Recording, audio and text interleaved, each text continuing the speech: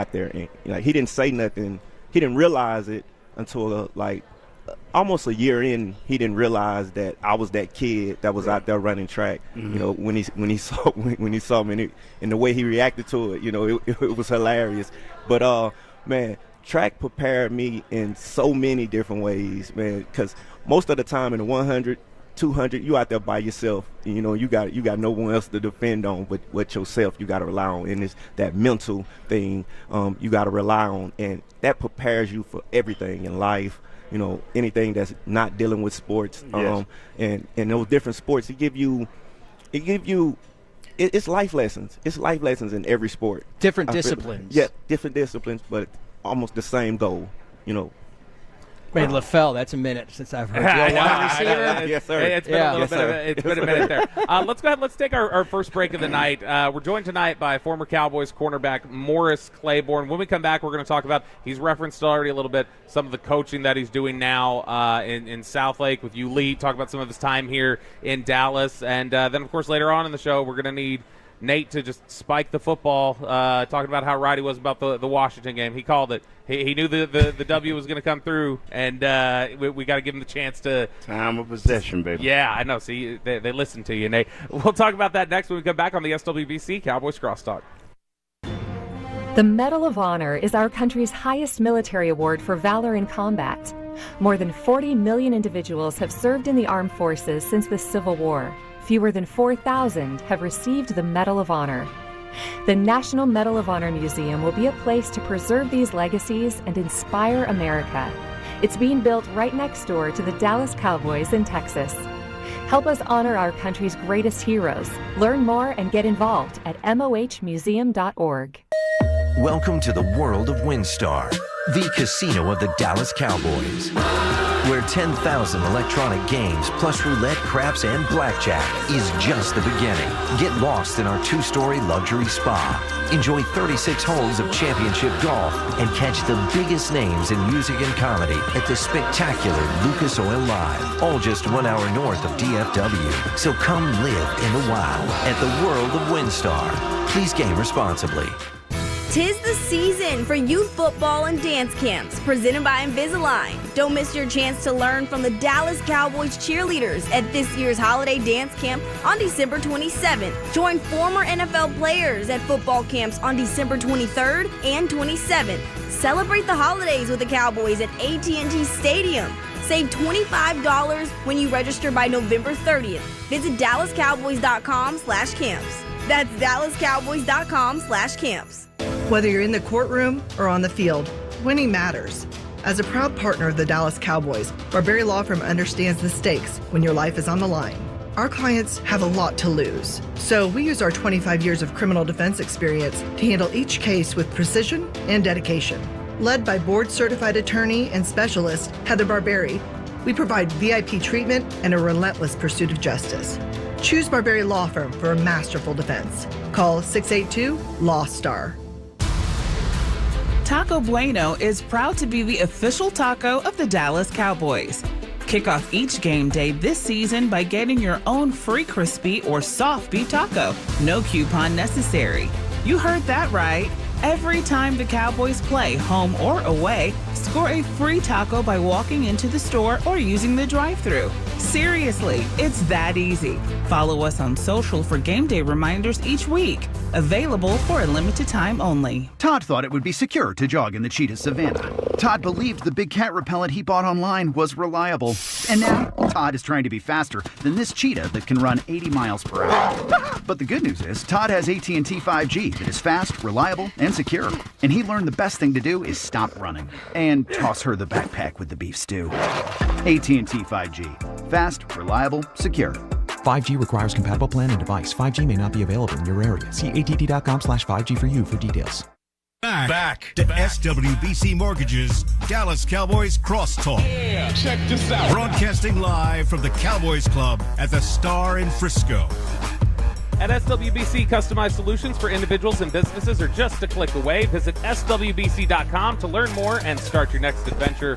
We are live from the Cowboys Club at the Star in Frisco for the SWBC Cowboys Crosstalk. I'm Bobby Belt from 105 Through the Fan, joined by my 105 Through the Fan teammate Will Chambers.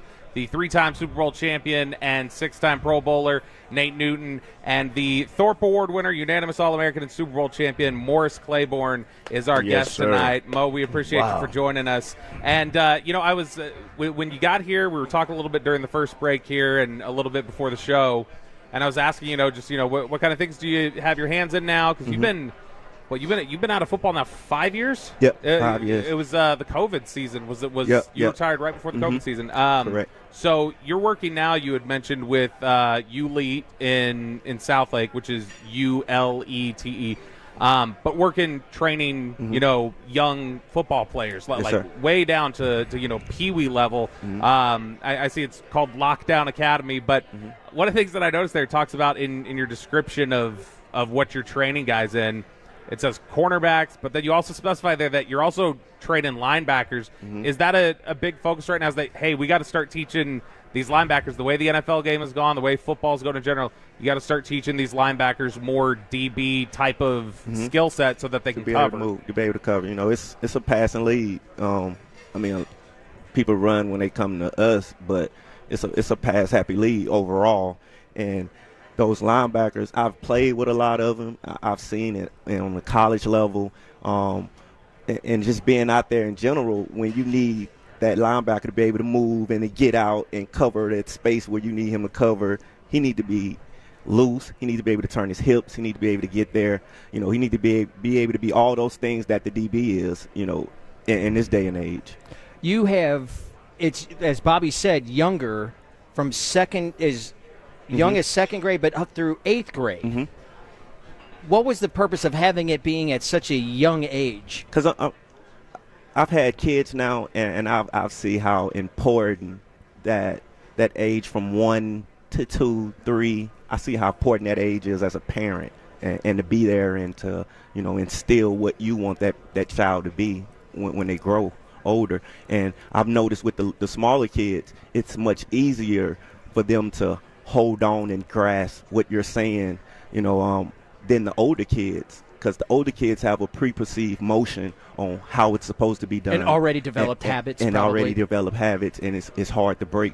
But that little one, he's like a little sponge, soaking up everything that you give to him. And it's fantastic to be able to coach something and then watch that kid take it right there and then try to put it to use. We were talking about this before we started. We knew that you were coming in. I was like, can you imagine going into high school and you're playing, defense? You're like, hey, by the way, the Jim Thorpe winner taught me how to play some defense. Going into high school, I'd feel like I pretty much have a leg up on a lot. Yes, sir. Yes, sir. Yes, sir. Definitely. It's one of those things too where, Nate, I don't know if this was the reality for you when you were playing high school football, or Mo, you may have seen some of this, but even still, this may be a recent development. I've talked to so many different high school coaches and people around the area who, high school football is serious business here in the state of Texas, North Texas specifically. Definitely. And they have such an awareness of, our feeder schools, our middle schools. We know these kids are coming up. They've got eyes to the back all the way in middle school, that stuff. And so training up these guys and developing that skill set, because they're already looking for those skills at the high school level and looking back at some of the middle schools that feed into them. It sounds like when you talk about that that a large part of this for you, though, is the being able to pour into someone and help, give them the purpose or give them the structure that they need and that kind of guidance.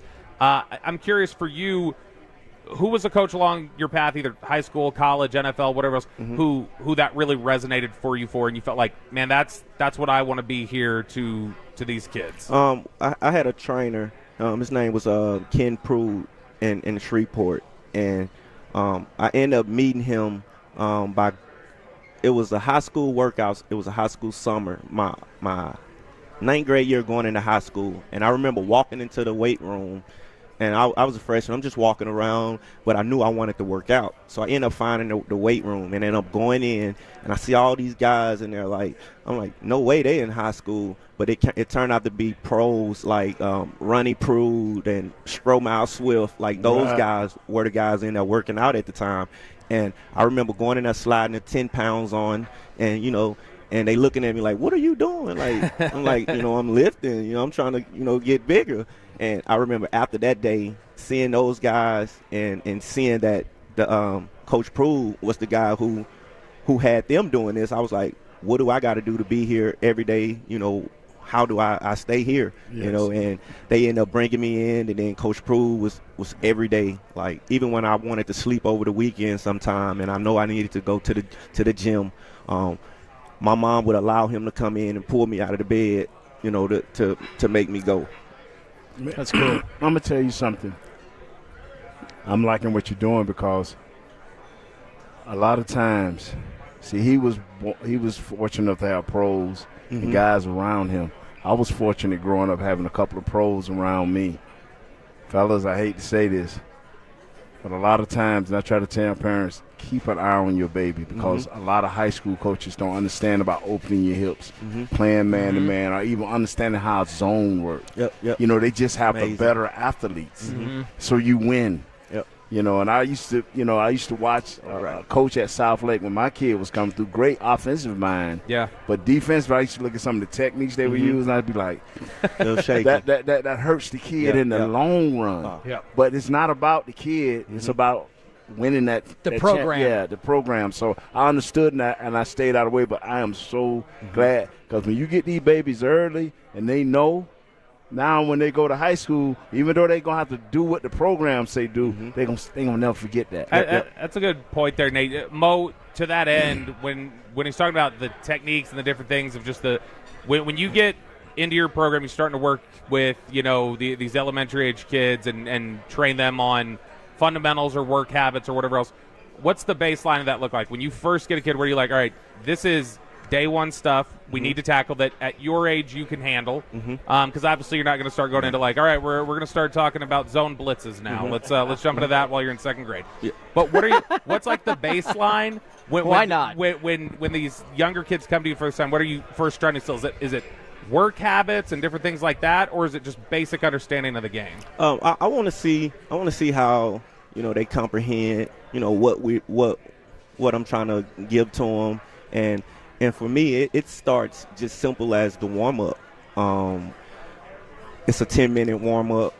It's going to make you have to balance. It's going to make you have to, use your arms and your legs to get through it. And I want to see, can that kid, balance. I want to see, can he or she step out and keep their body under control, keep their arm movement under control. I want to see how well their feet is. So we're always going to get on the ladder, the speed ladder, just to check and see how the feet are they using shoulder width apart? That's one thing we live by, shoulder width apart. If it ain't shoulder width apart, we need to start over and see where it at. So it starts from the warm-up, just as simple as that. And, like I said, I want to see the feet work. I want to see how good they can move, how good they can break down and come to a stop and start back up. How good can they turn and run? Just those things that we start with, because I feel like if we can strengthen those things, all the kids, they have skills, they have the ability, they can catch, throw. But once you show them, how to be a little bit more stronger, how to really let that athleticism shine. I want to ask you about that on the stronger and certainly in parts. Nate and I were on the air together during a time when you were playing with the Cowboys, and you were highly drafted, 6th in the first round, but your career was, derailed by injuries.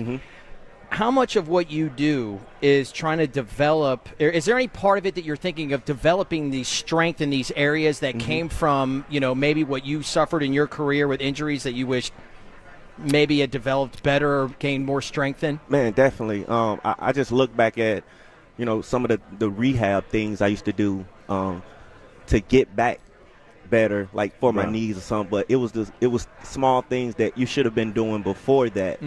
Not a lot of it, but just keeping up on it. So I put a lot of that into my workouts, into my understanding of the of training, the kid, and just trying to make those things we don't focus on, those small muscles we don't pay attention to, trying to make sure that they get the strength that they need, making sure we hit those things. Bobby, go through who is here again, man. Just bring I want people to know he's here. We are talking here with Morris Claiborne, Mo Claiborne, And Mo, I was actually just about to kind of do an overview because you're in a unique situation, or your background is so unique, even among NFL players. Because you look at the fact that you're talking about you played big-time SEC football. Yes, sir, he did. You're talking about being a top 10 pick in the NFL draft. Yes, sir. You came to Dallas, arguably the most intense media spotlight in all of professional sports. You then go on, you spend a couple years in New York, the largest, most intense media market overall. You've been to the Super Bowl. That's the most intense media. So when, with these kids you're training, if they're getting up, if they call you, 10 to 12 years from now, and they're getting ready for the NFL draft, and they're projected to be a top 10 pick or whatever else, and they're saying, hey, you've had so many unique experiences with all these intense focuses. What's like the best, what's the best piece of advice you can give me to prepare me so that I handle all of this the right way? Take your time. Don't be in a rush. When you got questions, ask them. Don't hold on to them. Always be willing and open to learn, something new. And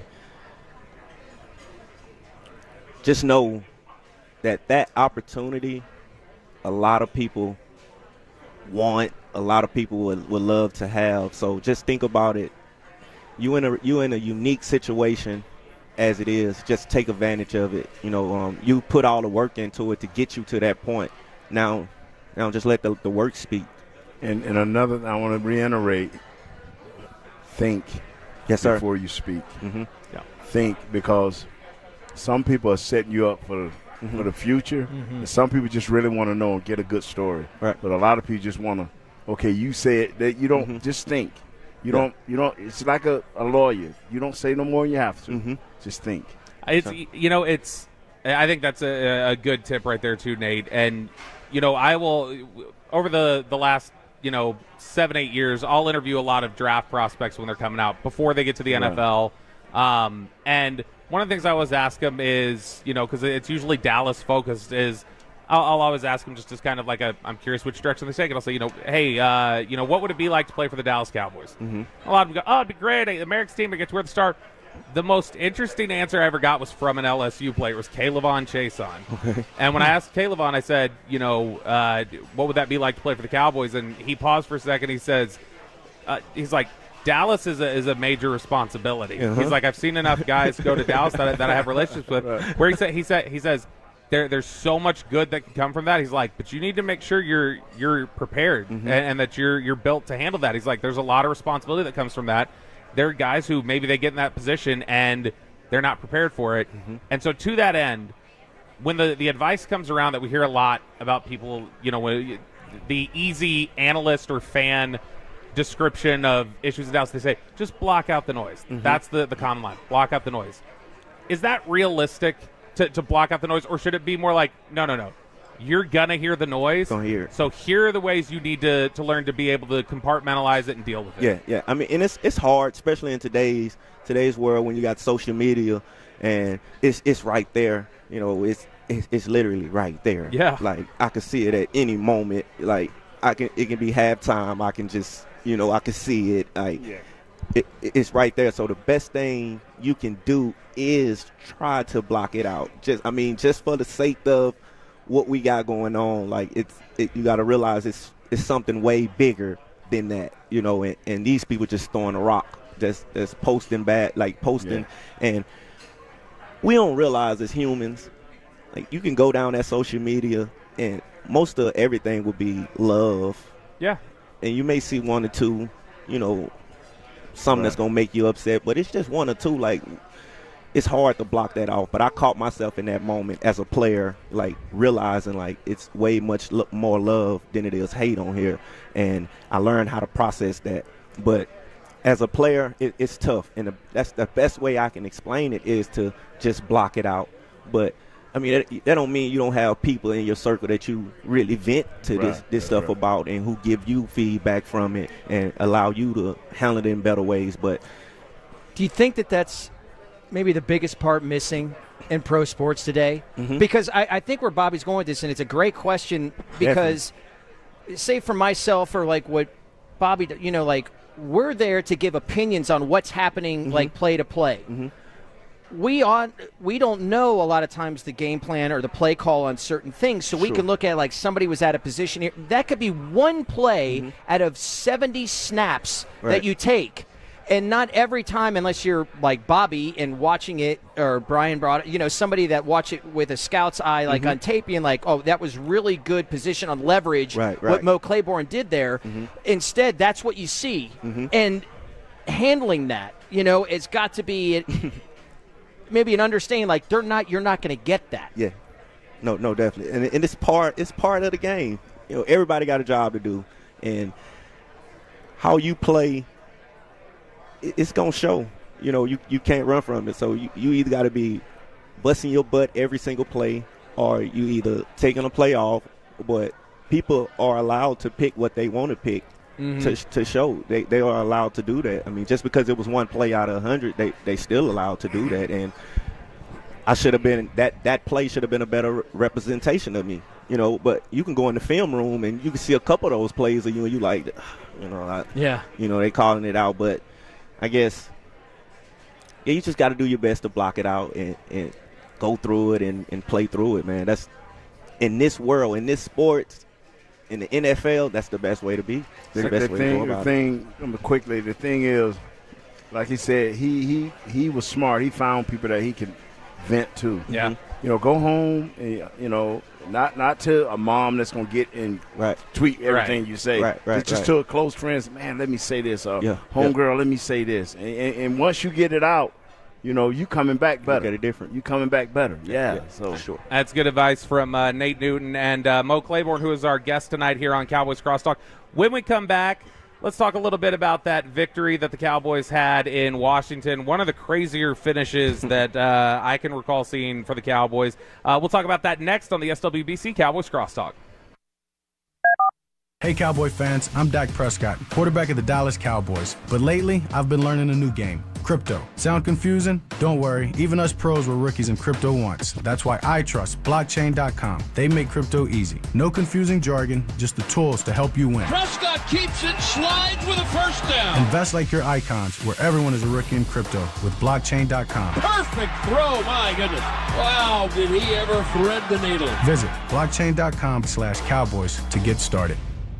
Bell Nunley has been committed to serving their clients for over 4 decades. This Dallas-based full-service law firm offers an extensive array of legal services, including championship-level commercial litigation, mergers and acquisitions, real estate, intellectual property, and labor and employment practices. Whether it's the clients they serve, the cases they win, the people they hire, or the community they build, Bell Nunley is behind every great company. Go to bellnunley.com to learn more.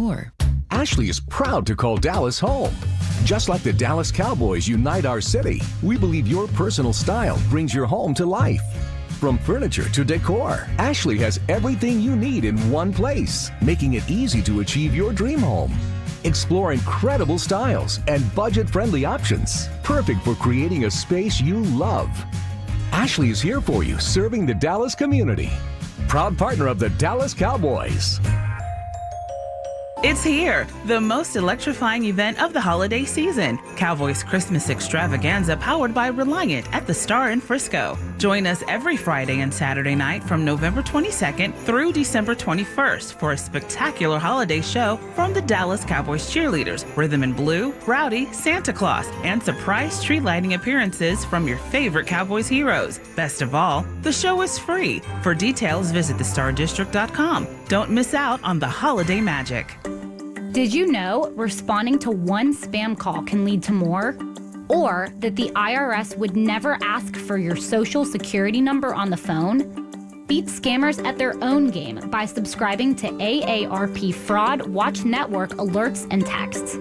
At aarp.org/teamuptexas, you can sign up to receive information that helps you recognize and avoid the latest scams. That's aarp.org/teamuptexas. This is Micah Parsons from the Dallas Cowboys, teaming up with SWBC. Whether I'm buying a home, looking for a PEO to take care of my HR and payroll needs, or giving my employees the benefits they deserve, I'm turning to SWBC. From personalized home loans to a team of experts to help grow your business, SWBC is your partner. Visit swbc.com to learn more. SWBC Mortgage Corporation, NMLS number 9741, an equal housing lender. Back to SWBC Mortgage's Dallas Cowboys Crosstalk. Yeah, check this out. Broadcasting live from the Cowboys Club at the Star in Frisco. At SWBC, customized solutions for individuals and businesses are just a click away. Visit swbc.com to learn more and start your next adventure. We are live from the Cowboys Club at the Star in Frisco for the SWBC Cowboys Crosstalk on the Dallas Cowboys Radio Network. I'm Bobby Belt from 105 through the Fan. I'm joined by my teammate from the Fan, Will Chambers. We've got the 3-time Super Bowl champ, 6-time Pro Bowler, Nate Newton with us. And then our special guest this evening is the Thorpe Award winner, unanimous All-American Super Bowl champ, Morris Mo Claiborne. Mo, thank you again for joining us tonight. Really appreciate it. Yes, sir. So that was an insane game that Dallas played in Washington. It was an insane quarter.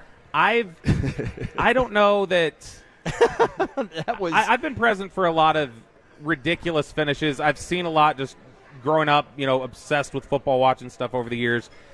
But I was trying to think back, and I was comparing it to something. I'm like, man, there's not many games I can think of that had as absurd of a finish as this one. Which it was like a college game. Like, you don't see that in the pros. I don't even know that you see that at college. Five ridiculous things in a row, which we'll recap it all here in a sec. I'm curious real quick from both you guys, Nate and Mo. Nate, I'll start with you, and then we'll jump over to Mo. The most just ridiculous finish, college, pro, even high school, I guess, just the most ridiculous finish to a game that you were ever a part of. That was it for me.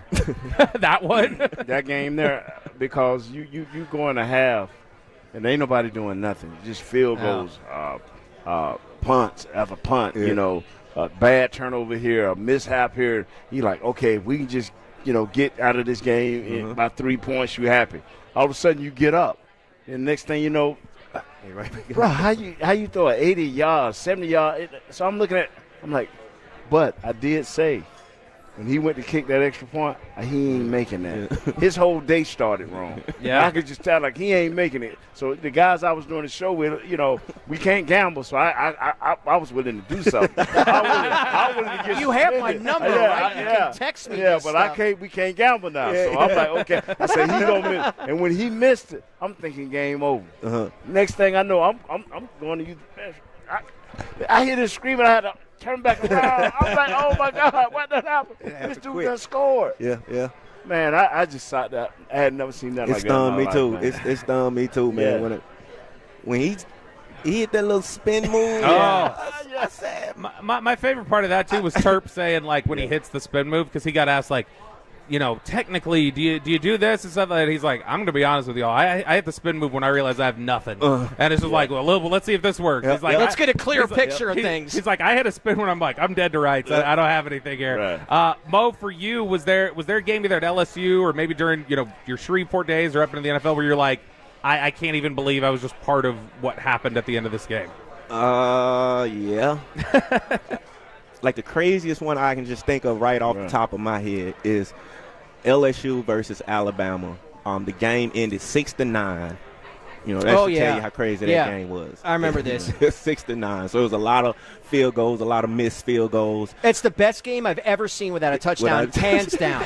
It honestly was. One of you, did you all win the title or did Alabama? Alabama end up winning. Okay. Yep. Yeah, that was such a great game. Yeah, man. And I was couldn't believe it. Yeah, absolutely. It was. You really couldn't blink. When they say don't blink, that game was keep it open. Anything can happen at any moment now. I'm going to ask you a question, just a little offbeat. What was your most intense game where you just could not relax? You just had to be on your P's and Q's the whole game. Which game was that? Man, it had to be a Falcon game. Yeah. Up against Julio. Right. One of those up against Julio. It's like, what's that like? Man, it's like you you better be on your P's. You better come with your A game that day. You better come with you know how some defensive players we probably, we do better guarding this type of receiver or guarding this type of receiver. You better be ready to guard 3 receivers in one when you come up to Julio. Wow. Did you ever face him in college first? I never. I was there when he was there, but Patrick Peterson always got him. Right. So I was always on the opposite side. So I never got a chance to, play with him. Like it was Jerome Brown for me. Jerome Brown and Reggie White. Like you said, 3 players in one. Three players in one. Yeah, but I'm going to let my man Bobby take back over. But I want to hear that because, I just know I wasn't the only pro player be tensed up a whole game. Mm-hmm. I went home with the bed. I knew it wasn't going to be no party, no drinking. I was going home and go to bed after that game. I still, you saying Jerome Brown there, there's anybody who's listening out there who doesn't know who Jerome Brown is, just do a quick search. That is one of the most naturally You're gonna gifted have nightmares players tonight. Yeah, one of the most naturally gifted players you've ever seen. Big narrative in this one, obviously, was the coaches on the other side and the players on the other side. It's guys who had left Dallas. A lot of different players over there for Washington. Dorrance Armstrong, Tyler Biotish, Dante Fowler, Noah Igbenogany. A lot of guys that had played here. And then a lot of coaches went over there. Joe Witt, Dan Quinn, different things like that. This is something that I know Steven and Jerry had got asked about this week. And I'm curious if, Nate, I know you had it happen before. Mo, I'm curious if you did. When you guys went to Miami in '96 and you had to play Jimmy. Yes. Was that bittersweet having to go up against, or was there extra juice, competitiveness? We get to get Jimmy. We gave Jimmy some of what he used to tell us to give a guy. If you lead his team, you the enemy. I mean, it's like Jimmy would have you geek. So you the enemy, Jimmy. So I don't think none of us. You had to be. Oh man, yeah. We ran over, especially the little linebacker that he loved. He in the Hall of Fame. Now we just tracked. Zach. We tracked to pull him off. Did you ever have anything like that, Mo? With either a coach on the other side who had been with your team previously, or maybe even just you're at the NFL level now and it's a former LSU teammate. Right. And there's extra juice here. I want to do you feel that competitiveness of, I really want to beat you this week? Yeah, you get up for those games. Yes. It means a little bit more. He's got a little bit more to you, when you get up for those type of games. And, I know that person on the other side, that coach or that player, they wouldn't have it no other way. They wouldn't. That's right. They want you to come out there, and give your best. If you do it, they gonna know, you done it. So it's best to come out with that juice for those games and try to make a big play on them. It was an instance of, Nate, I was talking about this week. I think probably on both sides, offensive and defensive, I think you can make a strong case that's the best coaching job of the year that you've gotten from your Cowboys staff, where Mike Zimmer did a lot of really good things, disguising blitzes that were confusing Jaden Daniels, caused problems for them there. On the offensive side, I thought McCarthy called a really great game, had a really great design for a really depleted offensive line, and guys stepping up. Josh Butler, essentially a 28-year-old rookie, stepping out there corner and making big plays for you. 28. He's 28. Man, his track from the NFL, Michigan State, draft eligible in 2019, ran a 4.75, went undrafted, grinded through like Nate said, got into acting for a little bit, played in the XFL, ended up on the practice squad here, and was starting last week finally. He's a local guy. He's from Mesquite, I think. Yeah. And so, it was an awesome story there. And then TJ Bass and Brock Hoffman, two undrafted free agent guys going out there and playing really well on the interior for you. Nate, just really quickly, and then we'll get some other thoughts on the other side of this. What were your thoughts on how everybody just seemed to step up? The next man up, everybody stepped up. The coaching staff seemed to really come in there with a strong game plan. Just gritty. They kept playing. Didn't have too many penalties. Our left tackle had, out of 4 penalties, he had 3 blessings. Hard. He got to get better. He has to get better. They just was gritty. The same way we beat Pittsburgh, with a decent run game, quarterback not missing the key throws. It just was gritty, man. And for the first time, the coin fell on our side. In 5-6 weeks, the coin fell on our side. Let's talk a little bit more about it coming up on this other break. I want to give you all a question to think about as we come around the other side of this. The idea of, even when the odds are stacked against you, when maybe you've had a tough season, that feeling, that burden maybe being released when you do win a game, even if people feel like, does that matter for playoff? Just the feeling, the relief, because we'll talk coming up back when we get back here, the relief that was very palpable in that Cowboys locker room and how elated some of those guys were. We'll talk about that next on the SWBC Cowboys Crosstalk. One of the main reasons for poor vehicle performance is a dirty fuel system. It can cause decreased fuel economy and actually do harm to your engine over time. By adding Lucas Fuel Treatment to your vehicle, it cleans and lubricates the entire fuel system, pump, carburetors, fuel injectors, and valves as you drive.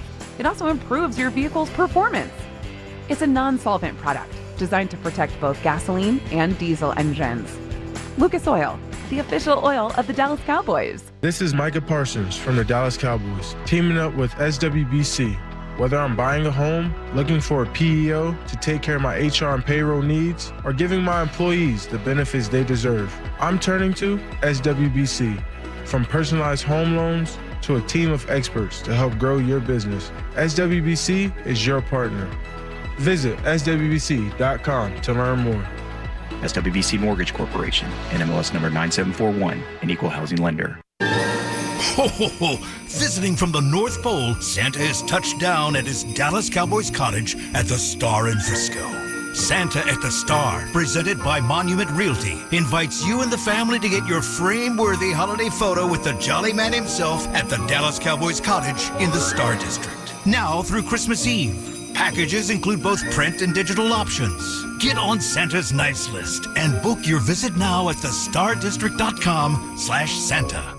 Hey Dallas football fans, Buffalo Wild Wings will be hosting a weekly football feast live radio show with 105.3 The Fan's KNC Masterpiece on Fridays from 10 a.m. to 2 p.m. Join us each week for giveaways and enjoy some cold Miller Lite. Buffalo Wild Wings is your football headquarters throughout the season with wall-to-wall TVs, fresh wings, award-winning sauces, and great happy hour and late-night offerings. Stop into your local DFW B-Dubs for more details and a schedule of show locations.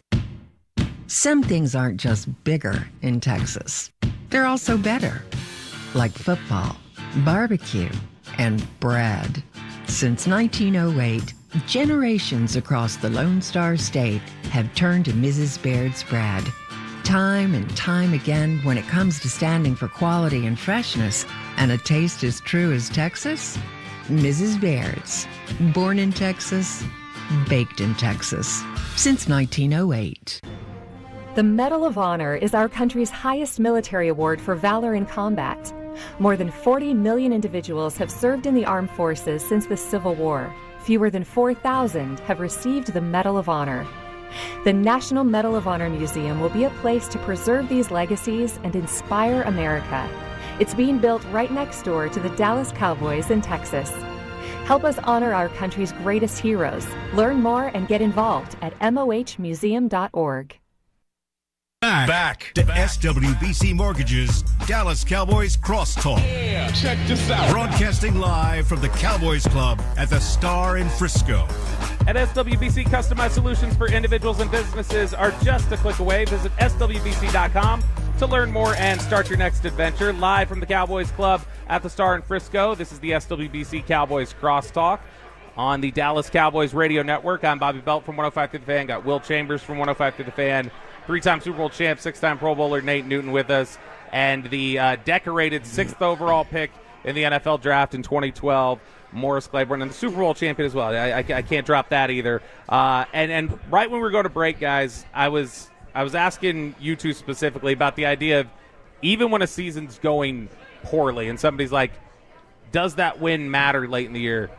It felt like when you walked in the locker after the Washington game, that mattered for a lot of guys. Like, that was just a huge relief, and like it did something for them as competitors. It did something for them just from a place of fulfillment and what they're doing and things like you felt almost like a heavy sigh across the locker room and a feeling of like we can finally just like sit here and enjoy something that we did out there on the football field.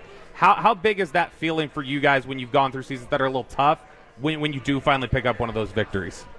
At the end of the day, in the NFL, only thing that matters is wins. You got wins and you got your losses, but the only thing that matters is that win. No matter how you get it, you got to get a win. And when you get a win, everything is much more better when you walk in the next week. You know? Yeah, and when the coach says something, you kind of listen a little bit more. Your ears perk up. I remember we had a year with just one game we won. Yeah, 89, yep. Man, we rolled that. We rolled that thing. Jerry said he still has the football. Oh, yeah, we rolled that. He's got a game ball that he had Herschel Walker sign. Yeah, that he's like, no, that win meant a ton to me. Yeah. Are you kidding me? That, man. Mo, how much – because it's a little different from when Nate played. There's much more media. There's social media and all that. When in 2015, when you lose Romo, I mean, it's going down, and then it's like, okay, the narrative out there is what difference does it make?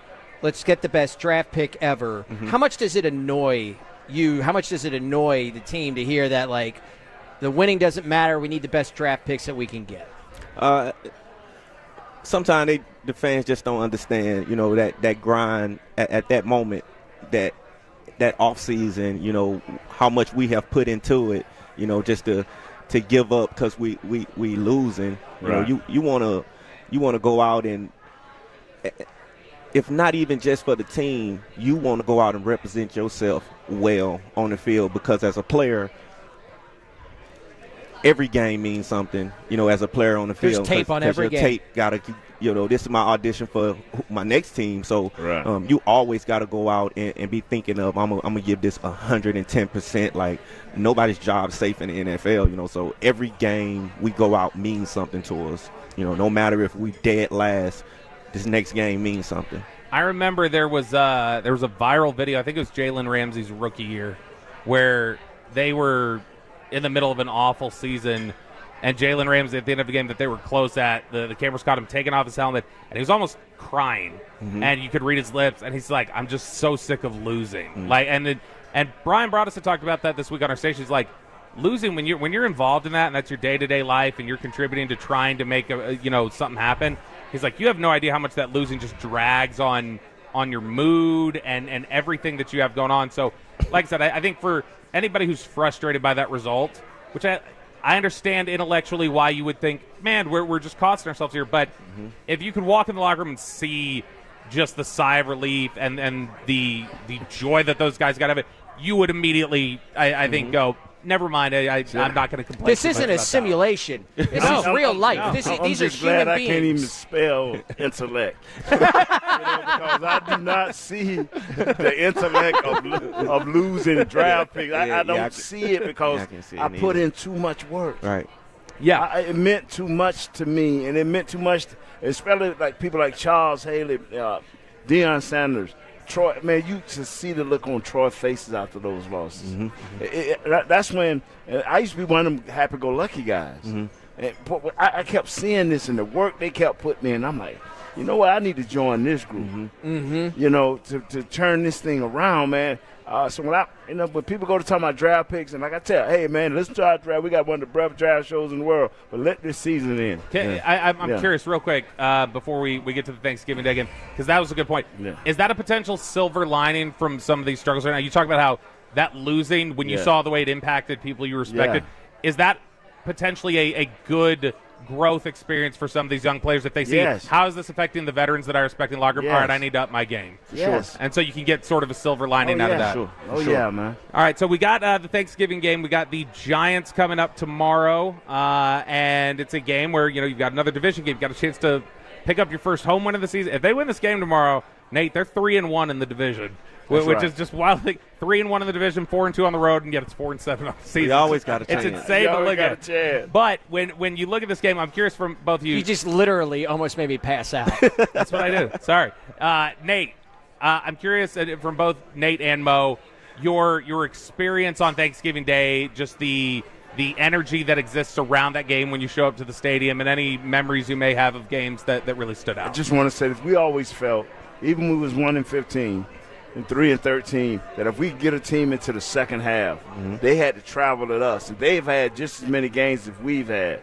And they're tired too. Right now, New York is spiraling down hard. So they're looking for that gritty win. All we got to do is just stay consistent. Take them to that second half, then don't make any mistakes. You win the game. That's how we looked at it when I played. How did y'all handle it, Mo? Man, first of all, the Thanksgiving game is a game that I used to watch as a kid, with my stepdad and my other brothers. We just always big on the Thanksgiving game, and afterwards we finna go outside and have a Thanksgiving game that we play, in the front yard. So getting that opportunity to play on Thanksgiving, man, it was. I'm grateful for it. For it, and it's one of those games you always get up for. You're excited to play. You got to kind of put a line between the family, that time you spend with them, and getting your mind right for the game. But it's an awesome time, and I enjoy playing it on Thanksgiving. Were you guys for your Thanksgiving meal? Were you just after the game meal, or would you do Wednesday night or day after? How would you guys handle meals with the family? I was after the game because I would always have a busload of people, like 20, 30 people, come in town, man. And my folks, back then I was 340, and then family averaging about 3. That's a lot of turkey. Oh man, hey, we'd take the Madden turkey right on. I was just gonna say Madden. Yeah. John, you can eat the rest of that? I'll take that. All right, last minute here, and again, Mo Claiborne's been our guest tonight. It's been fantastic. It's been keep up with the work he's doing now. You can go to ulete.com and check them out, ULETE, to see some of the work that he's doing. Really quickly, Will, Nate, Mo, any predictions for the game tomorrow? Cowboys, Giants? I know what you're going to say. You're going Cowboys. 22-9 Cowboys. Mo, you feeling the Cowboys victory tomorrow? I don't have a score, but I feel like the Cowboys they will pull it out. I feel like both teams are going to come in, with something to prove, and trying to get a win, and it's going to be a gritty game, but I think the Cowboys going to pull it out. Well, hopefully everybody will have a happy Thanksgiving with the Cowboys victory. For Will Chambers, Nate Newton, I'm Bobby Bell. Thank you so much to Mo Claiborne for joining us, and happy Thanksgiving to all of you out there. This has been the SWBC Cowboys Crosstalk on the Dallas Cowboys Radio Network. We'll talk to you again next Wednesday.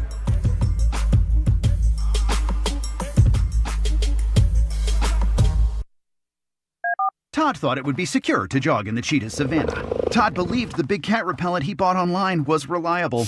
And now, Todd is trying to be faster than this cheetah that can run 80 miles per hour.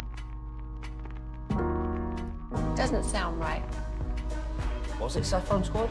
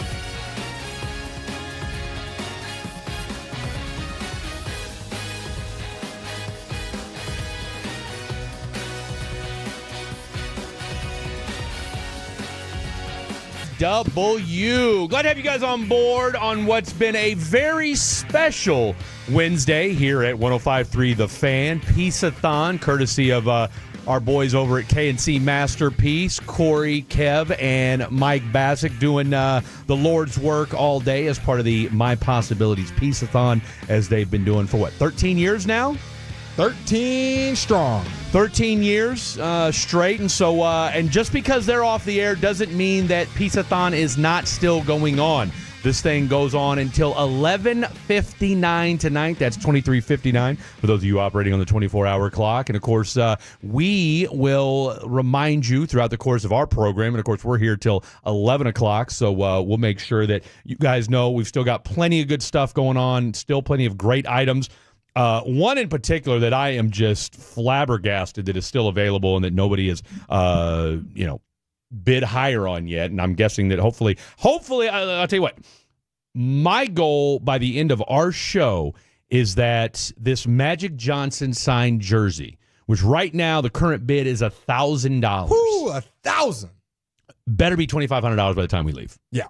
The value is $2,500. I think it should be around $5,000. This is man, authenticated look. Irvin Magic Johnson jersey. Magic Johnson. Also, a Magic Johnson signed basketball is also at $1,000. We're going to do a whole segment detailing our favorite items on here that have still not been sold. But like Fred said, we're going to be reminding you guys throughout the show to donate to My Possibilities and get on some of these great items because there are still a bunch that have not been sold. There are buy now prices if you want to just buy them outright, or if you want to bid, we're in the closing hours of the bidding. So we've got 4 hours, like I said. So we're on till 11 o'clock. So we'll take you till 11. And, of course, we'll do our regular show as we always do each and every Wednesday night. It's a haiku hump day kind of night. We got James Triley, a.k.a. James Boogie, behind the glass.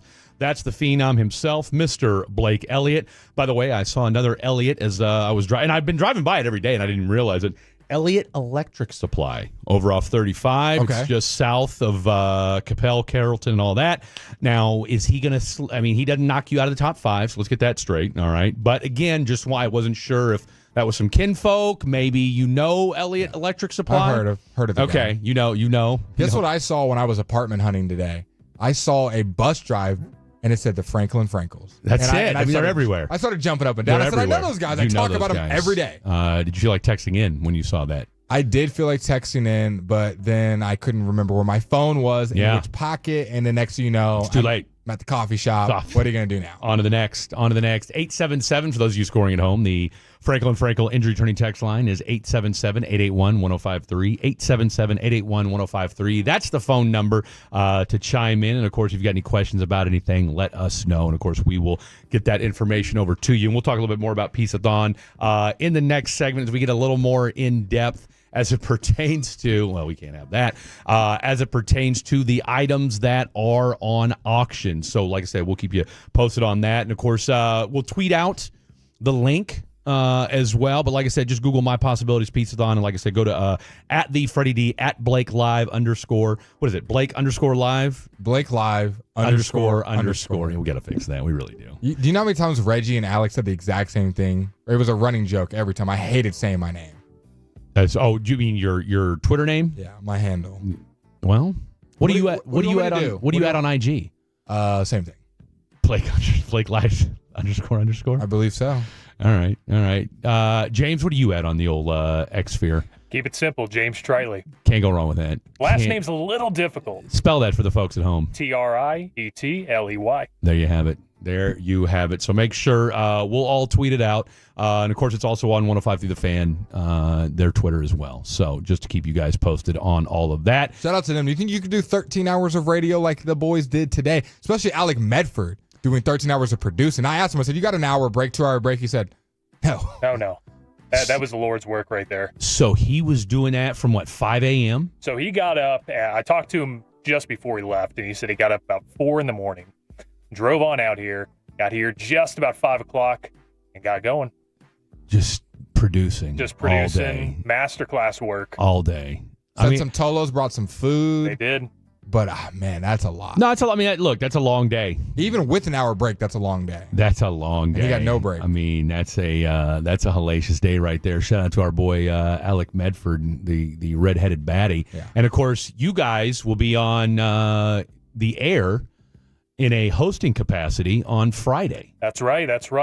We'll be taking spot of the KNC Masterpiece, trying to do our best to replicate. Bringing it full circle. I know. It's going to be a fun show. We got a lot lined up. We'll talk Jerry Jones at 10:30. I'm excited. Around noon or so, we're going to have some college football, and a very own college football insider, Carter Freeman, will join us. Have you thought about what question you want to ask Jerry yet? I've not. I think a lot of what tomorrow brings. That'll dictate. Yep. That'll dictate. Do you regret the Jonathan Mingo trade this Friday? Ooh, just firing off bullets. You might as well. Maybe you go viral. Maybe you get tweeted out. It's on ESPN. Let's not go viral for the wrong reasons. You want to go for the right. Yeah, let's not go viral for the wrong. Well, yeah, until Tim and Gavin call you in their office and say thanks, it's been real. So yeah, Blake, I feel like you've gone viral for all the wrong reasons lately. I'll keep it going. We got Stephen Jones on Friday. Yes, don't know what time yet. I do, but we're waiting on a confirmation. I have a tentative time. Okay, all right. Before or after Broadus? Before. Okay, so we've got Broadus at Krusty's Corner. So, all right, so we got Medford and James Tritley are going to be on from 10 to 2. With Alec 2.0. With Alec 2.0 producing. Now, I want to say, is it Jake and CA are doing the morning show from 6 to 10?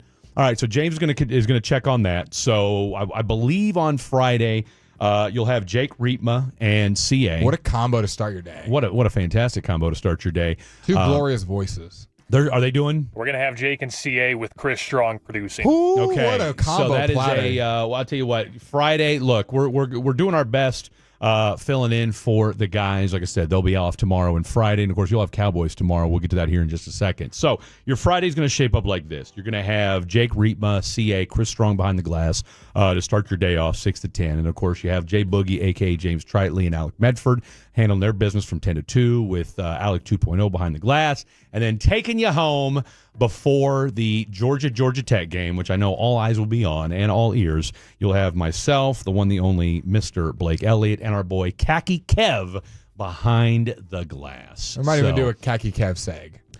I told him to have one ready. We'll see what it looks like. I'm ready. I mean, I told him last time, hey, bro. And now, granted, that was when we had 5 hours. We did. Now we're only going to be on until 6:30, so it's a 4.5-hour show on Friday. And we've got some more guests in. We got some confirmations we today. got a boy Tim. Tim Wynn from The Athletic. He's going to be on as well. I think that's going to go down at 4:20. Krusty's Corner is going to go down with our boy Brian Broadus at 3:40, and then Stephen Jones TBD. So there's 3, and then whatever Khaki Kev decides he's going to come up with. It might be a who's who of white settlement. Ted. Did I say Tim? Okay, yeah. I got Tim on the brain. Tim was on the email. Tim's on the email, so we got Ted Wynn, as I was. So, and then I'm sure we might come up with another person or two before Friday's over with. So just a lot of good stuff on Friday, and of course you'll have you get the Chiefs and the Raiders on Black Friday. That's going to go down. So have the game on in the front. You'll have Blake and myself, and the midday James, Alec, CA, Jake, the whole kit and caboodle. So here you go. And then don't forget, you'll have the after we're done, then you'll have Georgia and Georgia Tech. Like I said, throw the records out when those guys get together. Saturday, you got Will and CA doing their thing as they always do, the Fan Jam from 9 to 10:30, and then a college football smorgasbord right here on 105.3 The Fan at 10:30. It kicks off with Michigan and Ohio State.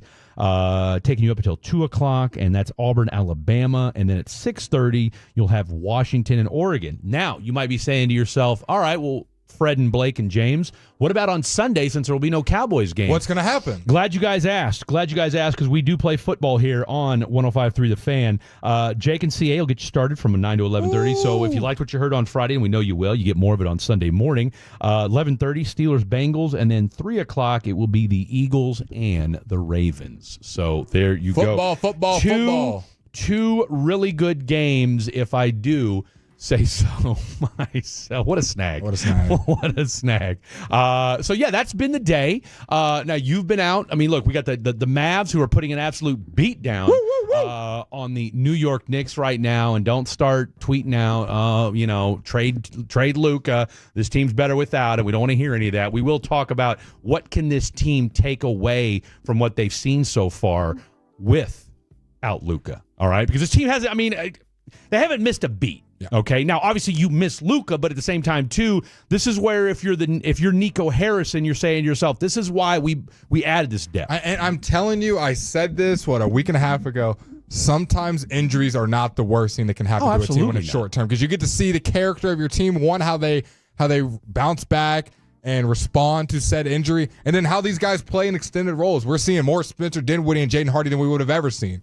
We're seeing Quentin Grimes in the starting lineup. Can these guys handle it? Najee Marshall looks like a revelation, and it looks like you totally should have got him over Derrick Jones Jr. All the people that were doubting that at the beginning of the season, Derrick Jones Jr. Myself, I was like, I knew what Najee could bring. I just didn't know about would his offensive output outweigh what Derrick Jones Jr. did for you on the defensive end, and that's proved to be the case for you so far. Najee Marshall tonight, 18 points, just your leading scorer. And how many times have we said 18, 20 I was going to plus? say, he's been a bucket since for the last few weeks. Yep. To be honest with you, so you can tell he's really started to get comfortable with his role. The only person that shot the ball more than him tonight is Kyrie. Yeah. With 14.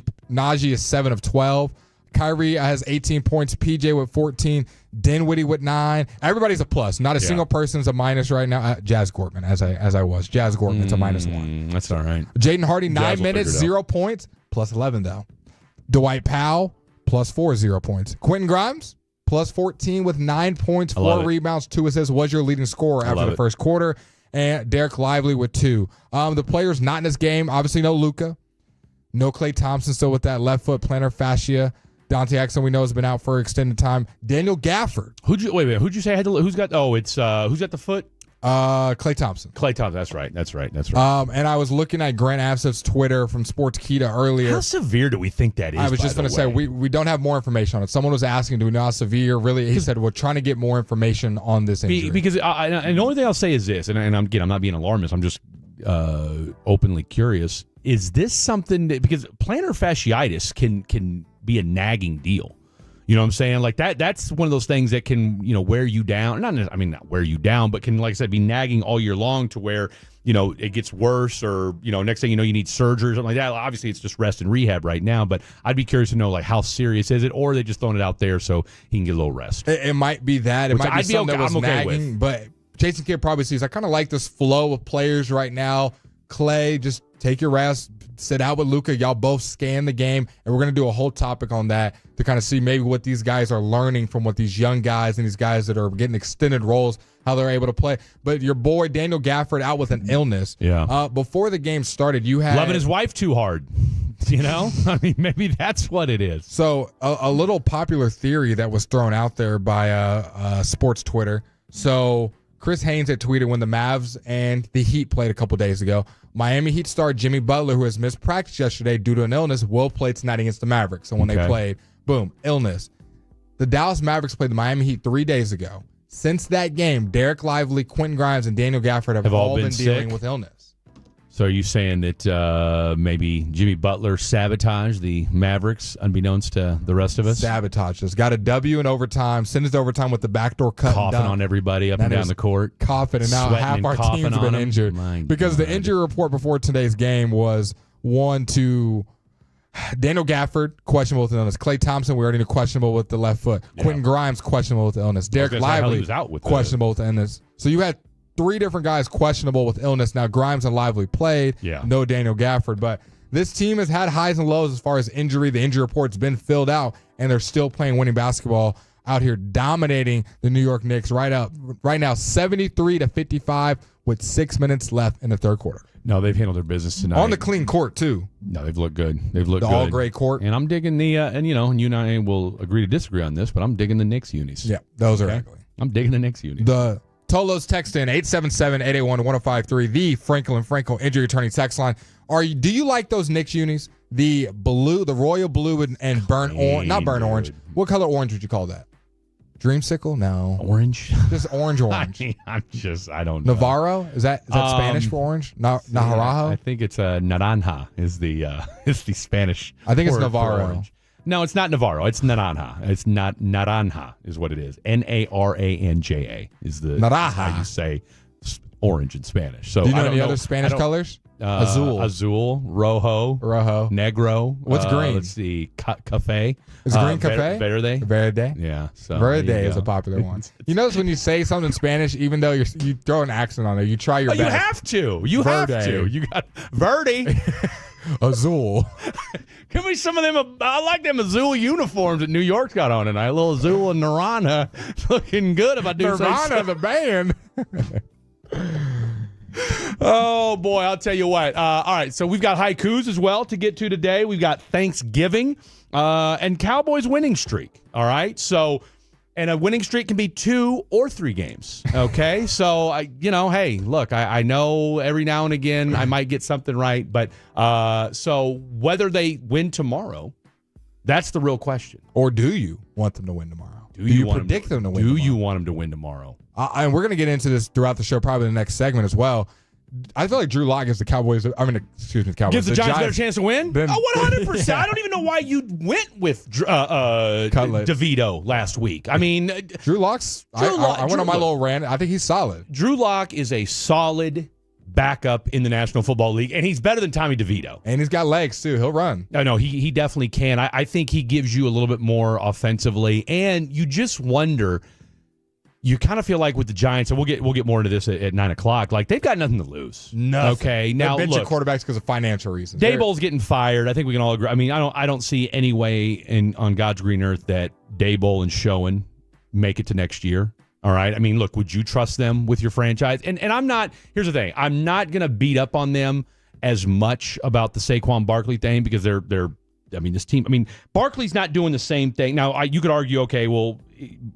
He gives you a better chance to win, but at the same time, too, he's not doing the same thing with the Giants that he's doing right now with the Eagles. Agreed. Okay, like that's not even in the same ballpark. So we'll get to that at 9 o'clock. All right, and then we got our top five Thanksgiving foods. All right, so top 5 things that however you rank them. I mean, look, we're gonna be doing a lot of eating tomorrow. We're going to be doing a lot of eating tomorrow as well. I know you guys are as well. 877-881-1053. 877-881-1053 is the phone number. Let us know what you're thinking about Thanksgiving tomorrow. All right, coming up next, Peace-a-thon has been going on all day today. Like I said, KNC Masterpiece. Kevin, Corey, Mike, Alec have done just 13 hours. And like I said, you're saying, well, it's radio. Look, I'm telling you right now, I mean, I'm tired after a 4-hour show. 13 hours of radio straight is bonkers. But they've done a tremendous job today. We'll talk a little bit about what is still available. And again, this is going until 11:59 tonight. So still a lot of stuff. Christmas is right around the corner. So is there something that you want to get your hands on? We'll tell you what's available next. Don't you go anywhere. That's James. That's Blake. I'm Fred. It is The Fan After Dark. Shop Dell Technologies Black Friday event.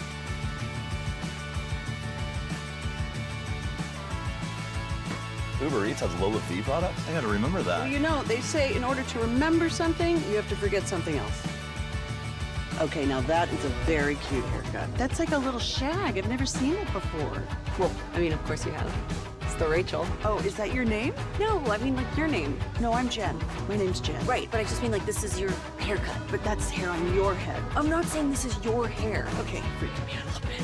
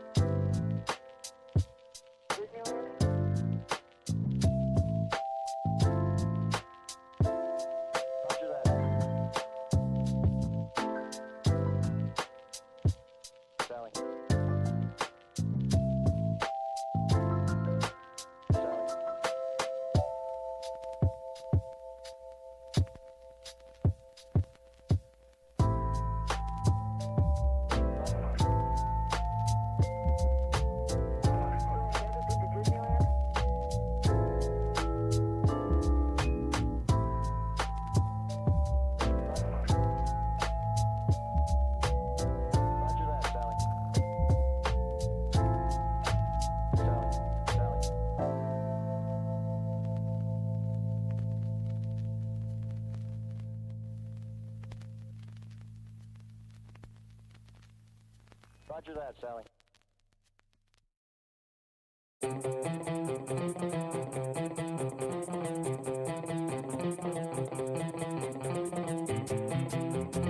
Growing network of reliable EV charging sites at popular retail locations and Shell gas stations. So you can pull up, plug in, and venture out. Now that's convenient. Shell Recharge. Download the Shell app today to find the nearest Shell Recharge location. For more information on locations and how Shell measures reliability, visit shell.us/Shell Recharge. This segment on 105 to the Fan is brought to you by the Frankels. If you've been injured in a car or truck wreck, you can call Frankel first. That's 214-817-333-3333. With the Frankels, there is never an out-of-pocket cost. They only get paid when you win. That's Frankel and Frankel, the go-to car or truck wreck attorneys in Dallas. Welcome back in. Appreciate that, Jay Boog. That is James Tritley behind the glass on the 1, 2s, and 3s. I got the Phenom at my 2 o'clock, 1400 for those of you operating on the 24-hour clock. And I am Fred Davis on a Thanksgiving Eve. The roads. How are the roads for you guys coming into work today? Pretty solid. No traffic. Wasn't crazy today, right? Sucked. Was it bad for you? Yeah. It's all so coming from Arlington, it's never great because the way that I'll take to get here is usually 20 to 360, 360 to 30, 30 you have to merge on, eventually get to 75, and it's just a cluster. You know what? I'll give Jay Boogie some ups because I couldn't have named all those highways. That sounds about right. Yeah. Now, you could take 20 all the way down to 67. Well, I was going to say, do you sometimes take just 20 all the way? I sometimes do. It depends. If I look and see on the maps that there's going to be a lot of traffic there, I sometimes just take that. Are you a Apple GPS or are you a Waze guy? I switch it up. I usually go either Apple or sometimes I don't like what it's telling me. I'll go with Google. Really? I need to change from Apple. It is the best UI as far as easy to read and use, but the actual function of the maps has got to be the worst app that they've ever created. I'm not convinced half the time it's even right. And no, it'll do the thing where you say you want to go.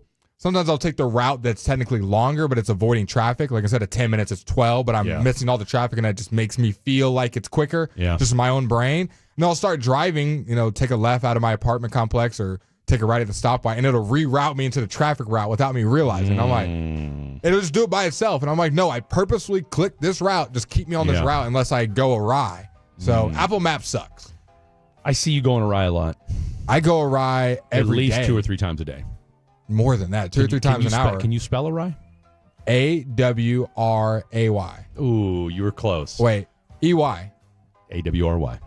You're right. I knew that. A-W-R-Y. That's all right. I knew what that was. Array. I spelled array. I knew you did. It was close. Ari. 88-69, your Dallas Mavericks taking care of business. Actually, it's 88-71 right now. Clean white unis. It looks like we got a sold-out crowd. Those are fresh. The floor looks clean. I mean, it is a fresh dress like $1 million going on right now. Jaden Hardy should ball out because, he said, I like the drip. He likes the number one. When you look good, you play good. When you look good, you play good, right? Hardy should be the guy emulating that. Well, how's he doing tonight? You rattled off his points earlier. Where's he? We know he's at a plus. Right now, how's he feeling as far as Hardy, points? 13 minutes, plus 14. Okay. 1 point. Yeah. How many shots is he taking? He's about to make some free throws as we speak. He's taking 4. Okay. All right. That's 2. That's 2 points. 2 points. Right. Can we get to 6? Can we get to 6 points? You want to let the Tolos know who's sitting behind the scores table to just chatted it up with head coach Jason Kidd. The GOAT, TB12. Chilling out. Of course, he'll be calling the game tomorrow. Should we try to find TB12 tomorrow? We should. We should. I think we get there early on purpose. Absolutely. And we say, I don't care. Here's the thing. They're going to have my credential tomorrow. Yeah. It's already been approved. I'm good to go. Just got to go to media. Will call. It should already be printed out. Yeah. All right. Some nice banter. Yes. What was her name? Tina. Tina. Tina's already. Hey, we're meeting TB12 today. TB12's waiting on us. All right. And we make it happen. If we do nothing else, we make it happen. We absolutely will. After dark. I know you're probably a big fan. Told us on the telephone. Tom, look, what are you doing later? I mean, come on, let's jump on the show with us. Blake or leave it. Are you leaving tonight? You want to stick around? All right. I mean, I don't know. Have you been to Louisville? We'll do a remote. It's popping. So we'll text Gavin and Tim. We'll do a remote from the stadium. We'll get TV. Well, Tim will be there. So maybe we can get him at least on the pregame. Pregame, maybe postgame. That'd be huge. We'll make it happen. We'll be the connector. We'll be the Brian Schottenheimer. Hey guys, I know you got a lot to talk about with this Giants. What are we doing? Previewing Drew Lock? Real quick, if you don't mind, got another quarterback for you guys to talk to. Tom, you could come here for a second. There you go. Boom. That's it. Done. How about that? Y'all want TV12? Yeah, he's right here. My boy Bray. It's all right. It's all right. It's what we do over here. Speaking of what we do over here, the KNC Masterpiece Boys, what they do over here, the My Possibilities Peace-a-thon. Again, 13 hours of radio today. I'll tell you what, I heard, I think it was Derek Holland. I caught a little bit of on the way in. Derek Holland, Mike, and Jared Sandler talking baseball today. Yep. That was tremendous. Does it get better than that? It's hard to do so. You know, I mean, they had Cole Hamels on earlier in the day. I caught a little bit of that. It was so good. But it was just, and I look, I caught, like I said, I caught a little bit of it. But they were basically saying, like, look, let's spend. Like, you know, you don't. I mean, with what you've got right now, like, this isn't time to rebuild. This isn't time, like, get. And just talking about, you know, what the batting order should look like, you know, Simeon at 1. What did they talk about? Was it Langford at 2? Yeah. And Seager at 3. I mean, I'll tell you what, Evan Carter batting 8th or 9th, and just with everything they got going on right now. So I'll tell you what, it does get you excited about baseball. When you got baseball heads talking baseball, just getting into the weeds about it, I'll tell you what, I can listen to that all day long. Couldn't ask for much more. Well, no, you really couldn't. Tolos, if you hear all this great information, the batting order, all these guys talking baseball, and you want to go to a game next year, well, now is your chance. 2025 Texas Ranger Suite with the KNC Masterpiece. So you will hear Kevin, Corey, and Bassick, and Derek Holland. If you want to go to that suite, hang out with them. This is 18 suite tickets to a 2025 Texas Rangers home game with the members of KNC Masterpiece, including 6 parking passes and a catered suite. The game will be agreed on by 105 through the fan and the auction winner, so you get to choose what game you go to. The current bid for this item, $7,800. $7,800. If you want to outbid, you've got 3.5 more hours? Till 11:59. Yeah. So this closes up, and you're able to be the person that goes with the KNC Masterpiece and Derek Holland to join. To me, that's one of the best values on here. It's one of the best experiences to be able to do that. $7,800, 1053thefan.com/peaceathon. If you want to go ahead and make a bid on there, that is one of the best items. Fred, James, what's another item that stands out to you on this auction that you're surprised is still there? Let's see. I mean, who didn't like the Whataburger party package? I mean, look at that right now. What's that talking about? Well, I'll tell you what. I'm glad you asked. It is. Well, let's see. James, you want to give yours while Fred is pulling? Oh, here we go. Okay, now I see it. All right, it includes a Whataburger gift box with a $100 gift card and 52 coupons. That's one coupon a week for those of you scoring at home. Branded pickleball set. Power bar charger, sunglasses, water bottle, ceramic mug, socks, okay, cassette tape speaker, koozies, and 2 bottles of Whataburger ketchup. And how much is that at right now? That's got to be like $3,000. $550. $550? You're able to get that? Come on, Jay Boogie. What is an item that's stepping intense. up for you? That's intense. Let me tell you, there's 2 items I'm looking at right now. One of those items right now, and I think it's so fitting. Because they knew exactly what I was interested in. It is a Michael Smith signed darts and dartboard. Ooh. I'm not kidding, guys. We talk about darts all the time on here. Fred, gracious enough to take the take the shout outs. Yeah, I know you're the dart king. King is at the high praise. Aficionado. Okay. What do you think the value of said item should be, and where is it at right now? I know it's undervalued. I know right now it's not at the value it should be. What's it at right now, and what do you think it's valued at? Well, glad you asked. $200 is the value. The starting bid right now for that, which is astronomical why it's still there, $80. What are we doing? My face with that nonsense. Now, I'll tell you this. Another one, the Topps Chrome Jumbo Update Box Plus. It's a baseball card box. You guys baseball card collectors are, or were you in your past? Definitely. Back in the day, yes. I'll mess with some baseball cards. Well, they're just as good as they used to be, even better. I was going to say, they got like the holograms now. Well, here's the hunt right now for these baseball cards. This specific one for the Topps Chrome, they're still in the hunt for the 1 of 1 Paul Skeens MLB debut patch. It's still out there. Maybe this is the box. You want to bid on that right now. My Possibilities Piece-a-thon, $640.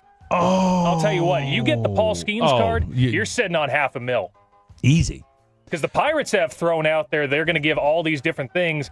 Don't do that. The Golden guy, what's he throwing out? Is he the dude that? But he said he would auction it, didn't he? The guy that's the auctioneer. He's been on Netflix or whatever. Yeah, take it to the auction house. Yeah, he said you'll make $500,000 just from that. You could be a $500,000 right now, Tolos. Right now. It's a one click of a button. How much is that bid at right now? $640. $640, and you could be a $500,000 just because you listen to 105.3 The Fan and Piece-a-thon and My Possibilities and all that they're doing. That sounds like a deal to me. Here's another great one. Number 75 on the list. Maybe you're listening right now and you say, I could do a better job than what Fred and Blake are doing, or KNC or G-Bag. Well, here's your chance. KNC for a day. Be on the show. For a spot for the KNC Masterpiece for one day. Winner will take part in the pre-show text chain and emails right before and join the pre-show meeting that morning. Sit in studio for the entire show and dictate 2 topics for 2 specific segments. Specific shows will be agreed on upon between the winner of KNC. Language guidelines must be abided by on air, and prize will be forfeited. If you want to be on air, if you want to be dictating segments, $900 right now. $900. $900. And you get to hang out with KNC and Alec Medford. You know, this particular, I am fascinated by this next item. Okay, I am fascinated from the K. Godwin Legal folks. All right, K. Godwin Legal PLLC, a simple will. Okay, what does that mean? The certificate is redeemable for one simple will estate planning that will include HIPAA authorization, powers of attorney, directives, and final will and testament from K. Godwin Legal. You know why that's important? You know why it's important? Because this is something, especially with the holiday the Christmas coming up, all right, when some of us that have old, maybe if your parents are a little bit older, all right, you got to have that conversation about, hey, what are we doing? Okay, this will help usher in that conversation. I just had that conversation with my dad the other day, all right? Look, so I said, hey, what are we doing? Are we cremating you or are we burying you? What's it going to be? Okay, because if you better make that call now, because I don't want to have to make that call. I mean, if I do, I do. But something like this, get it out of the way. The legal aspect of it's going to get taken care of for you. Boom, done. And it averts a difficult conversation. That, I'll tell you what, $500 right now is the current bid. All day, every day. Here's some more favorite bids of mine. If you hear some of the 105.3 The Fan personalities, you're like, I want to hang out with them at these sporting events, at these eateries. Why not? Here's your chance.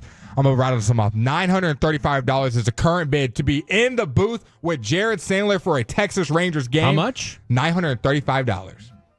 $850 if you want to be at a Mavs game with the one, the only, Mr. Smooth, Mr. Got You Down, Chris Arnold. $850 to hang out and go behind the scenes with Chris Arnold at a Mavs game. If you want to have dinner with Eric Nadell and Derek Holland at Hurtado Barbecue, $700. Maybe you're like, I don't got $700, but I got $600.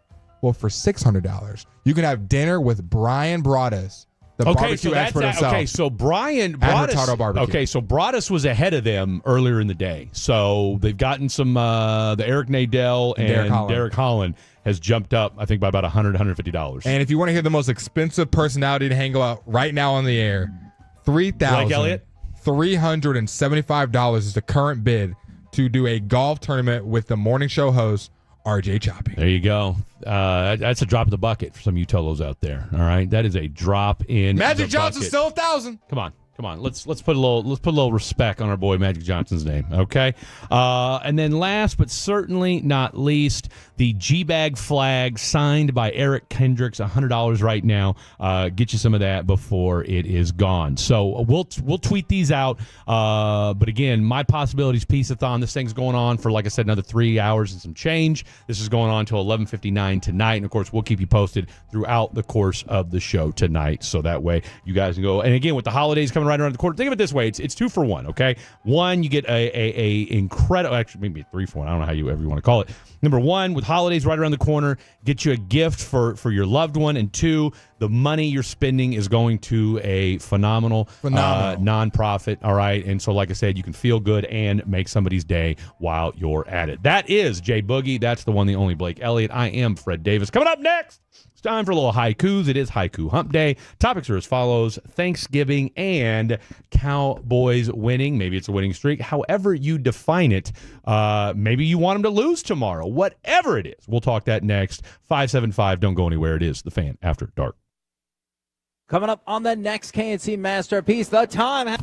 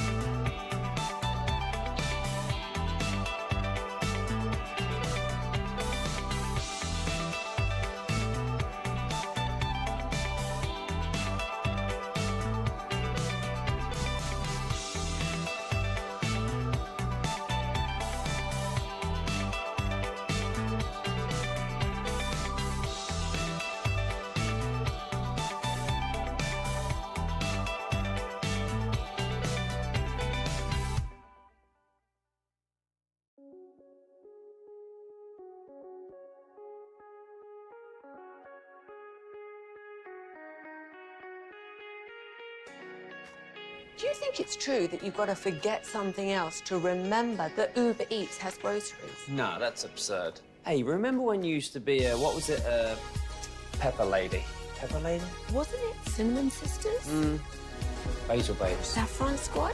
Nutmeg Maidens? Paprika? No. Nutmeg Maidens. I just said that. Was it Spice Girls? Doesn't sound right. Was it Saffron Squad?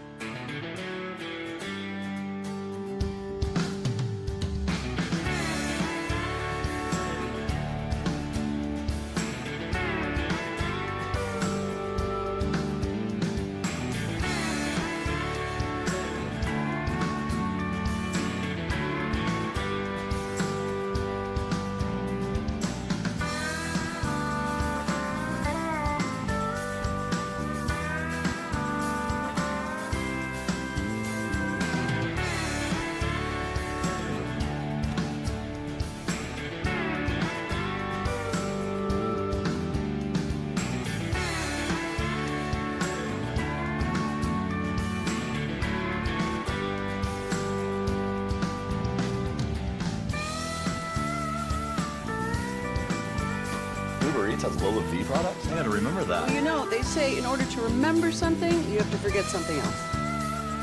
Okay, now that is a very cute haircut. That's like a little shag. I've never seen it before. Well, I mean, of course you have. It's the Rachel. Oh, is that your name? The 12:30 Thursday with the Cavenders kickoff at 3:30 on your official home of America's team, 105.3 The Fan.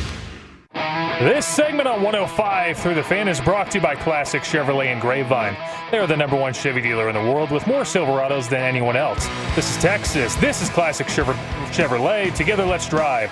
Relax and enjoy the difference based on new Chevy registrations 2023. Appreciate that, Jay Boog. Welcome back in. It is the Fan After Dark, and it is time for a little something. It's Wednesday. It's hump day, so it's time for a little hump day haiku. It's real simple, ladies and gentlemen. We have haikus. We have sports and non-sports related topics. And so today we're going to go with Thanksgiving. Makes sense, right? Because tomorrow is Thanksgiving.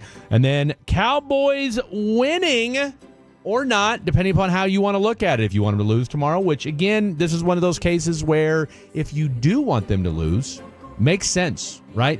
Better draft position makes a lot of difference between, if you go 6-11 versus 8-9. It just depends. So we're going to get into that. All right. Do we want to go Thanksgiving or do we want to go Cowboys first? Your mic, it works better when your microphone's on. Let's go Cowboys All first. right. Here we go. All right. So Cowboys play tomorrow. It's a Thanksgiving tradition, if we do say so ourselves. Let's get this thing started. Coop throwing sideways. Oh. Terp spins. Runs, Butler sings loud.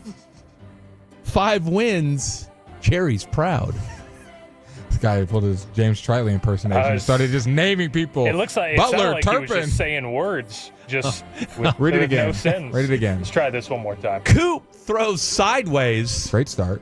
Terp spins, runs, Butler sings loud. Great flow. 5 wins, Jerry's proud. I love it. Oh, Jerry's. I heard cherries. No, Jerry. Did you hear Jerry. cherries? I heard cherries. I heard Jerry. No, who's Jerry? Okay. Who's Jerry? Here we go. Get ready, Tolos. Let's do it. Thanksgiving will show turkey good, but Dallas, no. They'll lose. That's the flow. I like it. I think that's an early contender for haiku, not only of the night, but of the month. Let's go. I appreciate it. All right. It's a solid start. Yep. It's a solid start. Here we go. Cowboys winning streak. Most streaks happen after 2. Cowboys Giants must snooze. Yeah, no. I like it. Tying some things in. That's. And I have to tell you, Fred, in case you were wondering about the whole winning streak thing, Yes. where I was thinking of that, have you watched Major League? It's been a really long time. Well, here you go. Are we talking about the original Major League 2? Oh no, I've never seen that one. Well, here you go. All right, you guys, let's listen up. We won a game yesterday. And if we win one today, that's 2 in a row. We win one tomorrow, that's called a winning streak. It has happened before. There you go. Okay. So and of course I had to do the old Google to see what they said, and it said it could be 2 or 3. Tomato. But I get what you're saying. What's Homeboy's name? And I haven't seen Major League 2. What's his name? They just did that audio you played. That guy? Yeah, I don't know. Oh, I mean, that dude, I don't know. He's old as all get out. I mean, I don't even know if he's still alive. Yeah. To be honest. What's his name in the show? The manager? Blue? I don't know. I haven't seen this. I don't know. I've only seen the first one. I never saw the second one. Blue. Because I remember with the second one, they swapped out from Wesley Snipes. Or excuse me. Yeah, Wesley Snipes was in the first one, and then was it Omar Epps? So they swapped him out in the second one, if I'm not mistaken. Both. You are. He was there for both. Who was?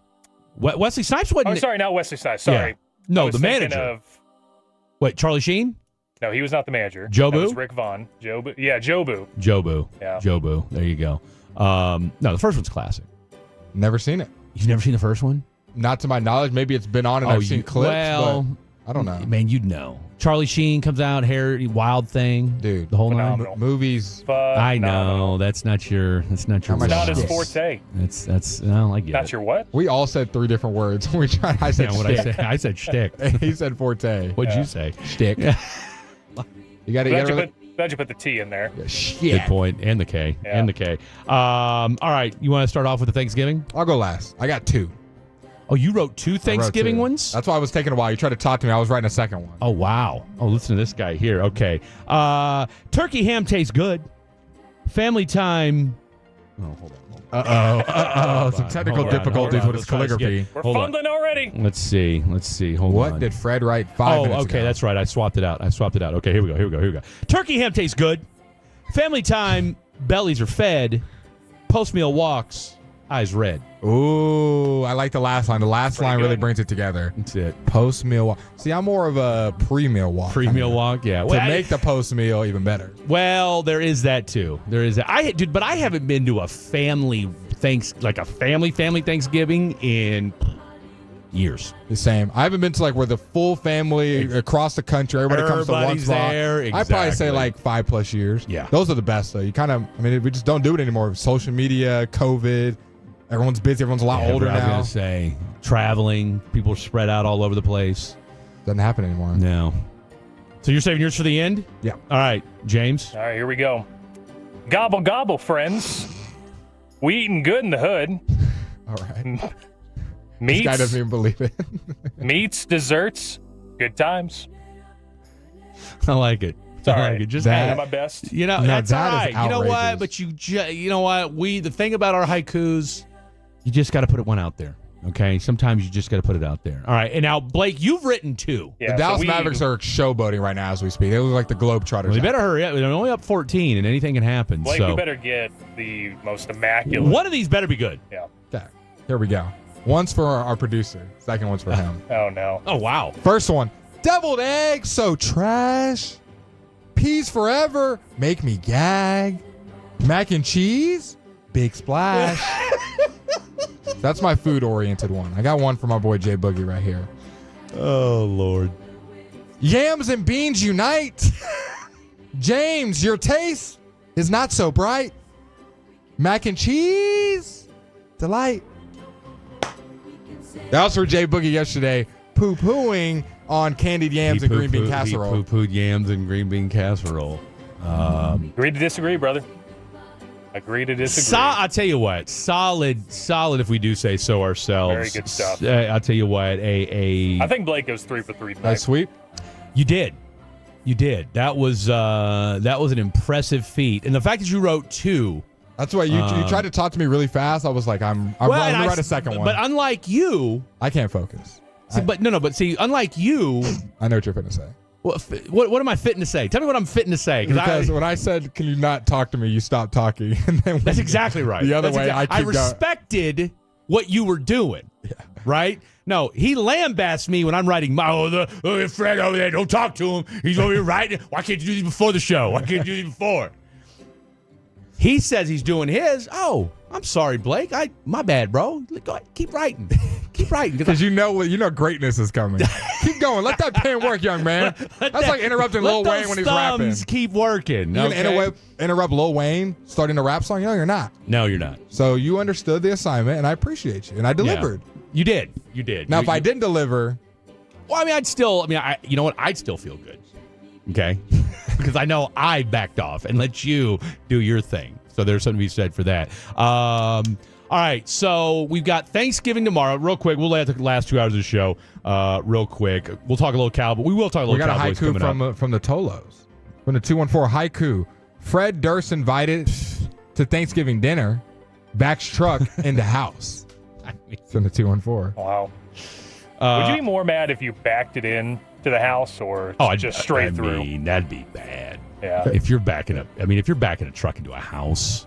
Going accelerating versus reversing. Okay, did you guys see? Speaking of, I'm glad you. Well, kind of piggyback off this real quick. I don't think it's going to piggyback at all off it. Well, wait and see. So, and apparently this was a little bit older, but did you guys hear about? And I'm stunned that I didn't hear about. I'm actually kind of disappointed in myself that I didn't hear about this.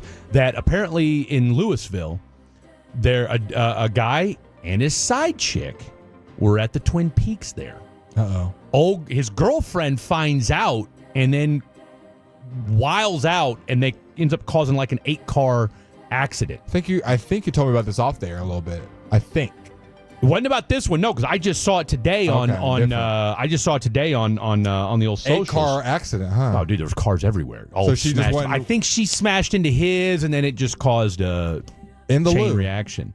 In the loo, baby. And it happened today, or the report was out today? Oh, no, it was out. I mean, I saw it came across my feed today. I'm just disappointed because it looks like this thing happened like 3 or 4 weeks ago, and I'm wondering, like, why am I just now seeing this? Why am I not? Because that's right in your wheelhouse. That's right. That's right there. I mean, that's what I'm saying. Like, I'm disappointed. Plus, I drive by it every night. Now, you're a regular. If it had I don't go there, but I'm just saying, like, he doesn't enter. What's that? No, I don't. I just 45 or excuse me 35. I said, Fred, you're back. No, they don't. We got your membership in the back. You want to renew? No, they don't. No, they don't. Not if there's anything wrong with Twin Peaks. Get that straight. Okay, not if there's anything wrong with it. But Blake, you're a Baby Dolls guy, right? And it crashed and burned literally. So there goes me and James's Wednesday spot. Baby Dolls. What do you mean it burned? Like it burned down. Yeah. Oh, do we know why? We covered the story in the summer. I don't remember why. Probably a fire. All right, coming up next. You're not gonna go further into that one? No. We're gonna leave. We're gonna leave that out. Well, I mean, he wasn't wrong. No, he wasn't.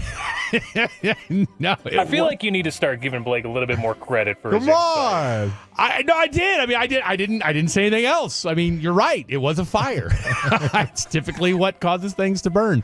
All right, hour number 2 of the program coming up next. We'll update you on Peace-a-thon. There's already been some bids on there too. Like since we talked about. Okay. All right. So we're gonna. Okay. So let's refresh what's going on Peace-a-thon. We'll get into a little bit of the Cowboys stuff. Let's not forget to. We'll give out our Twitter handles as well. We're live tweeting, not like live tweeting, but we're going to show you mukbang. We're mukbanging tomorrow. Okay, I'm excited about it. First time I've ever done it. So I don't like the sound of that at all. Right, but we did Google it. It is legit. It's not an FCC violation by any means. So again, say it carefully though. Say it carefully. How happy are you saying that you're going to be mukbanging with Blake tomorrow? 1 mukbang, 2 guys, and we'll get to you guys' text on the other side on Fan After Dark. Text away your thoughts to the guys right now on the truckwreck.com fan. My name's Jen. Right, but I just mean like this is your haircut, but that's hair on your head. I'm not saying this is your hair. Okay, freak me out a little bit.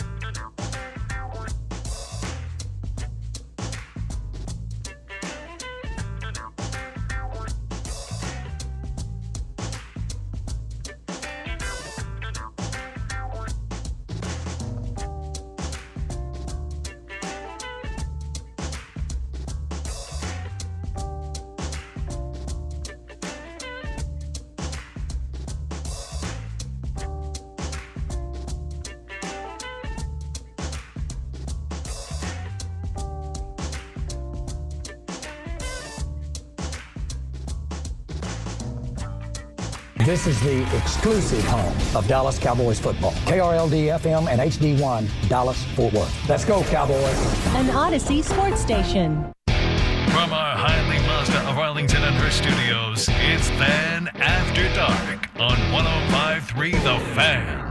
Hour number 2 of the program happening right now. I'm Fred. That's the one, the only Blake Elliott. We got our boy James Tritley, a.k.a. J Boogie, in the house behind the glass of the 1, 2s, and 3s. Glad to have you guys on board. On Thanksgiving Eve, I'll tell you what, text into the program. You guys have been kind of slow tonight. Maybe you're with family. Maybe you just got done watching the Dallas Mavericks pulverized the New York Knicks 129 to 114. I mean, yeah, this was, and I think you can say, even though this final score was a 15-point difference, that this game was not as close as the final score might indicate. I don't know if the game came within 15 points for the Knicks at any point. They went on a 16-4 run early, and they had this game in the bag the entire game. No, they really did. And we'll touch on that a little bit more in the next segment. We're going to talk a little NFL right here. And so 877-881-1053, 877-881-1053. We're talking Peace-a-thon as well. Just so you know, and it looks like well over $60,000 has already been raised. That's right. So over $60,000 has been raised already. And again, that's a conservative number, boys and girls. That's a conservative number. Of course, ideally, we're thinking, 100 G's? Let's get 100 G's. Okay, let's get 100 GER. I know we got some big money Tolos out there. Come on. And maybe you buy it, give it as a Christmas gift. Whatever. Boom. That's it. Maybe you buy it, and a lot of these are like party packages, multiple tickets, multiple items in it, and you, let's go, me and the boys, me and the girls, guys and girls, little group hangout. You can go and get that done and donate to a great cause. A lot of these you get to hang out with some of the hosts, so maybe you've enjoyed some of the hosts. Now you get to hang out with them, and you get to give money to a great cause.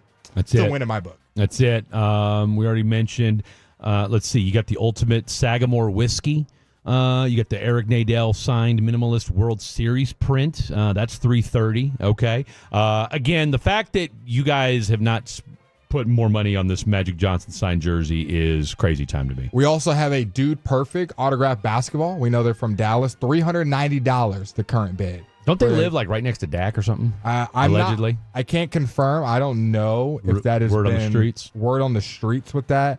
I'm going to pull some items that have 0 bids right now. There is a little over 9 items that have 0 bids. So if you bid on this, there's a good chance you're the first one. Good chance you're going to get it. So we have the Aqua Tots, swim lessons, Coppell, Plano, West Frisco, and yeah, those ones are all available at $40. Aqua Tots? TOTS. Okay. For some little what did you ones. think was said there? We'll talk about it during the break. Yep. Aqua Tots. I can tell you that he said exactly what I heard him say. What you heard, I'm curious about. If I would have heard it, it would have been dumped for sure. Okay. Wait, we can't say Aqua Tots? No, you can. No, you can. Yeah. I don't know. I don't know what Fred thought you had said.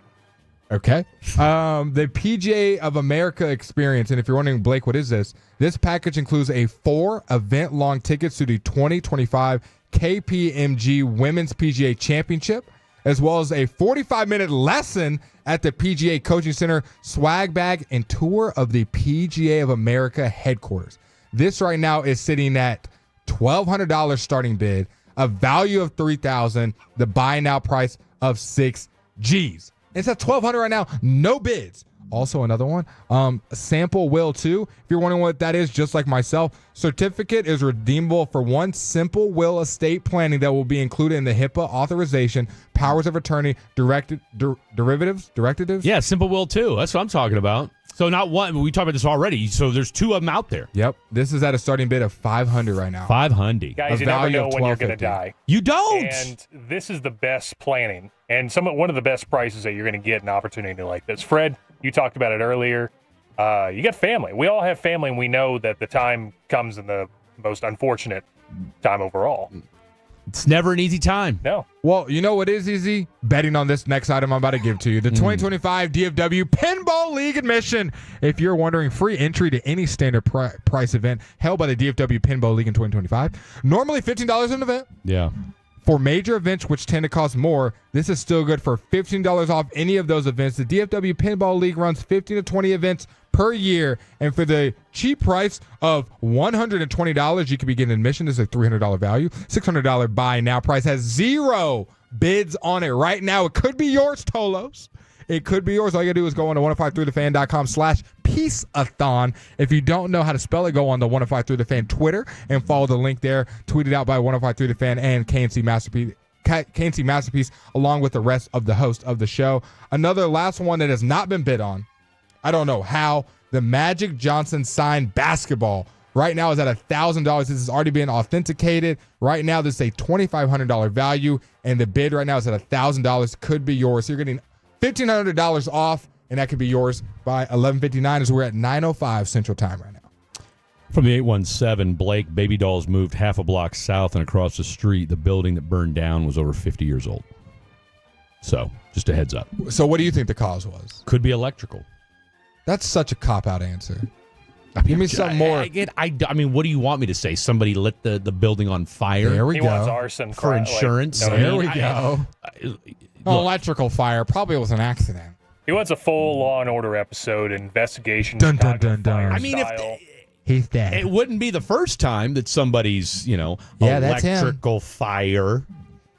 Just like that church in Dallas a couple months ago that burned down. Remember that? No. I don't remember. You remember that? Yeah, there was and everyone was trying to figure out what the reason was. I'm talking about everything in this church was burned down, but nothing around it. Just church. Kind of like the Maui fires. Dude, what was the name of that church? I don't know. Do you know James Tolos? It was It was a huge. It's like red and white in the middle of Dallas. Yeah. Downtown Dallas, and it burned down a couple months ago, and everyone was like, "What was the reason?" And I want to say, correct me if I'm wrong, James. This was the start of like the presidential kind of stuff. Like, these are going to be our candidates. This is the kind of the spark of it. And Well, this was in July. In July, okay. Yeah, this was at the historical chapel at First Baptist Dallas Church. It was a massive 4-alarm fire that destroyed it. Huh. This happened in July? You never heard about this? A huge fire. I mean, I feel like I might have heard about it, but I was still new to Dallas, so I wasn't sure really what the hell I was looking at. So are they going to rebuild it, or are they just going to did they flatten it so it's just land now?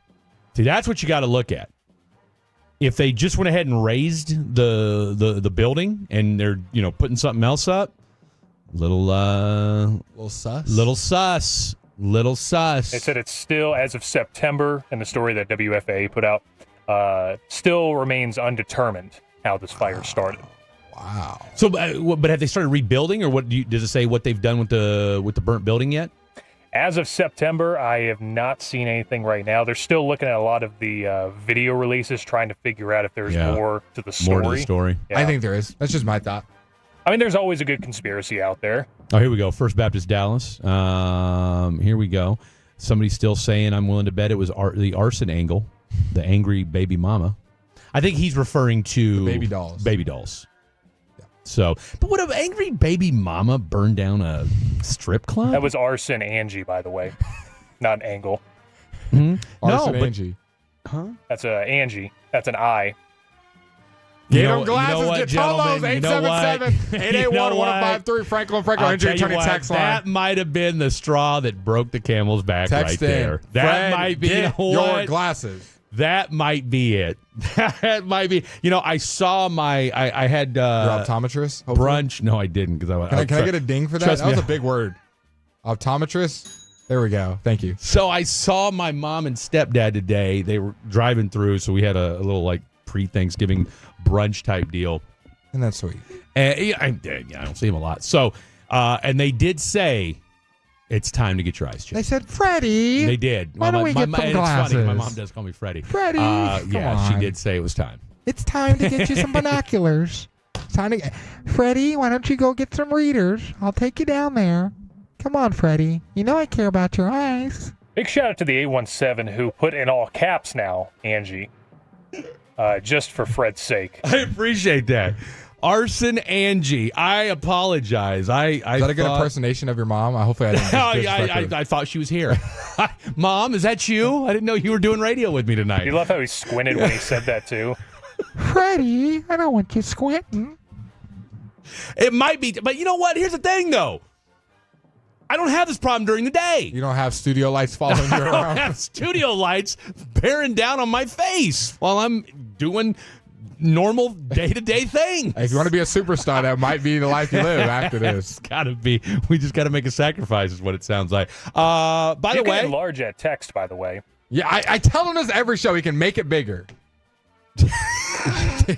Go ahead and mark that, please. Thank you. Dude, stop being. Appreciate Get your mind out of the gutter. Oh, Mr. Get Market your himself. mind out of the Mr. gutter. Market himself every time. Here we go. Freddie needs something a little stronger than readers. Well, I don't know what that means. It's saying you're blind. Exactly what that means. Is that what they're saying? That my eyes are that bad? Hold on. I'll tell you what. You're gonna enlarge text. I've enlarged it to Control plus. Okay, now I already got it 3 times. So I'm at 125%. I'm at 125%. He's seeing one text on the screen. Yeah, it's just one. Blake, big what are you word. at? I'm at I think 100. Same. Okay. Okay. Trying to make sure we're all on the same We're page all here. on the same page. Now, here's my question: Are you nearsighted or farsighted? I can't see things far away. All right, so you're nearsighted, right? Yep. I think that's what that means, right? So you can see things up close. So what about this? So, like, if you take your glasses off right now, can you see me and Blake? He's not legally blind. Can you see us?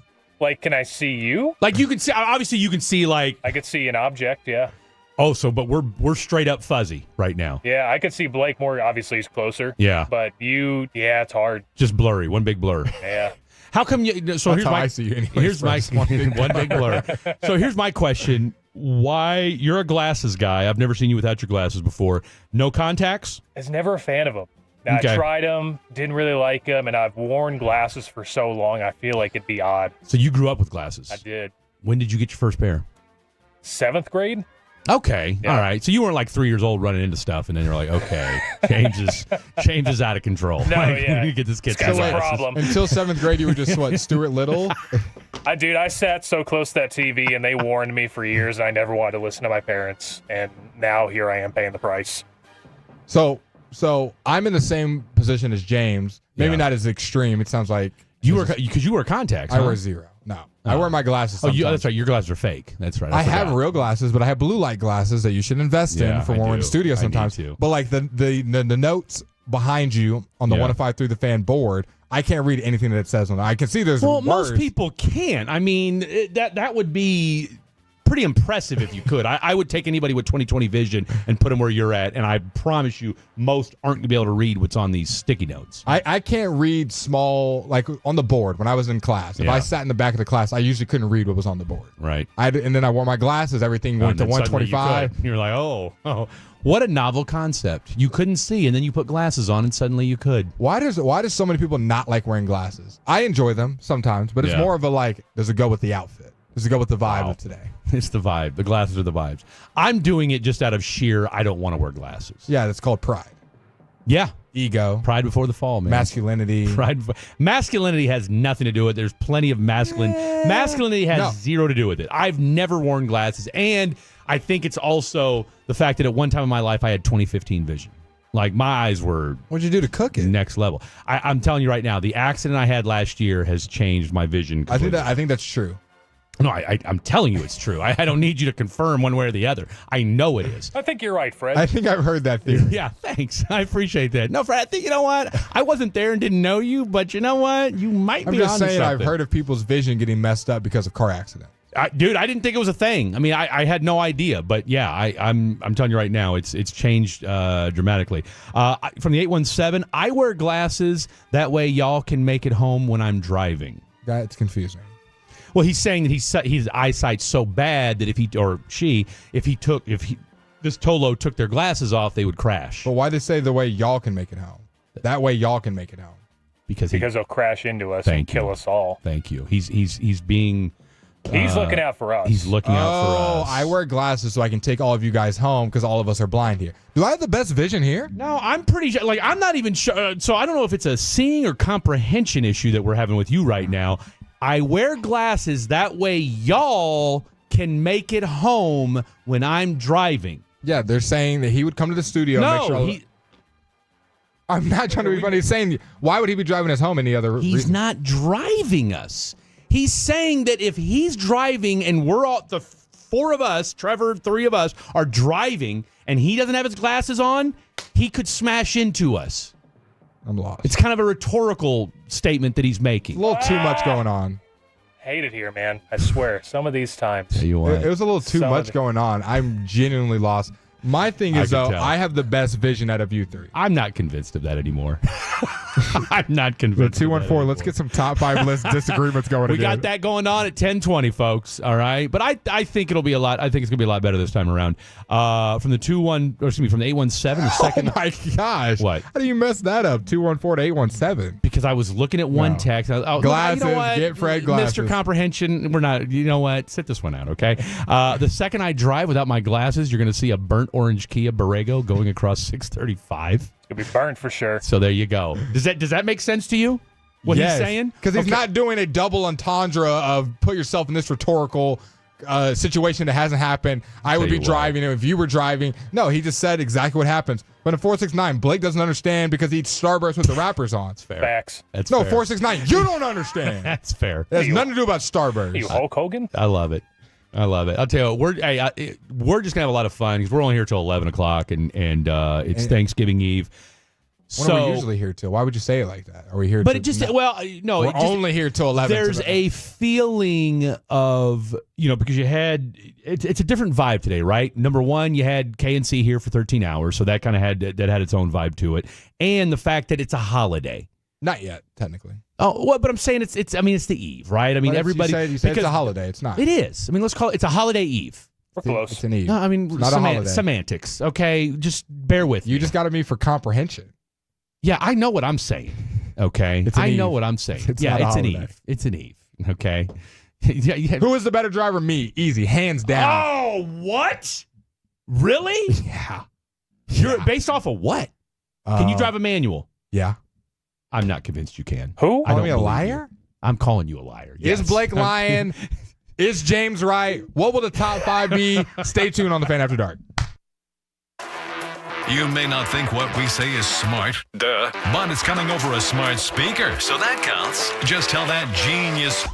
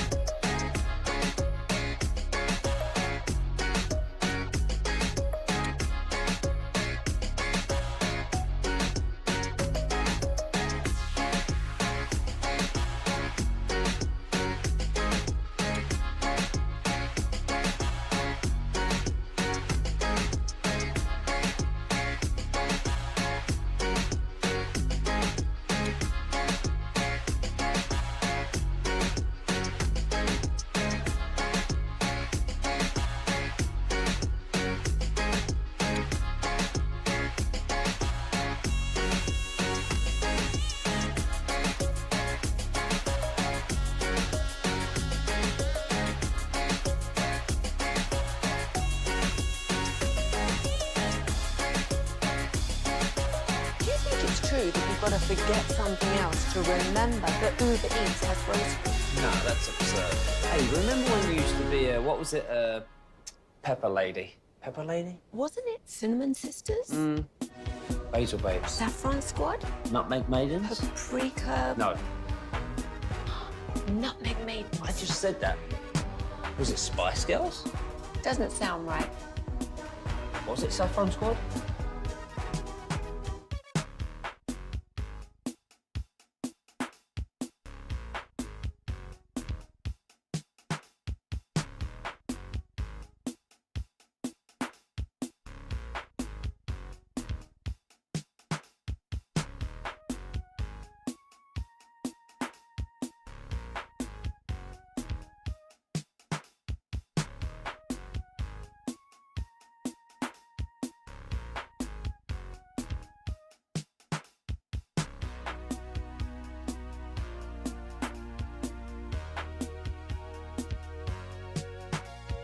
Offering free lunch. That's right, free lunch at both of the Dallas Spearmint Rhino locations. Location 1 at 10965 Composite Drive and Spearmint Rhino North Dallas, located at 10920 Pedal Street. Go to SpearmintRhinoDallas.com to see our live entertainer lineup in real time on our visual roll call. That's SpearmintRhinoDallas.com. Spearmint Rhino Dallas. 2 Dallas locations, 1 big Rhino party.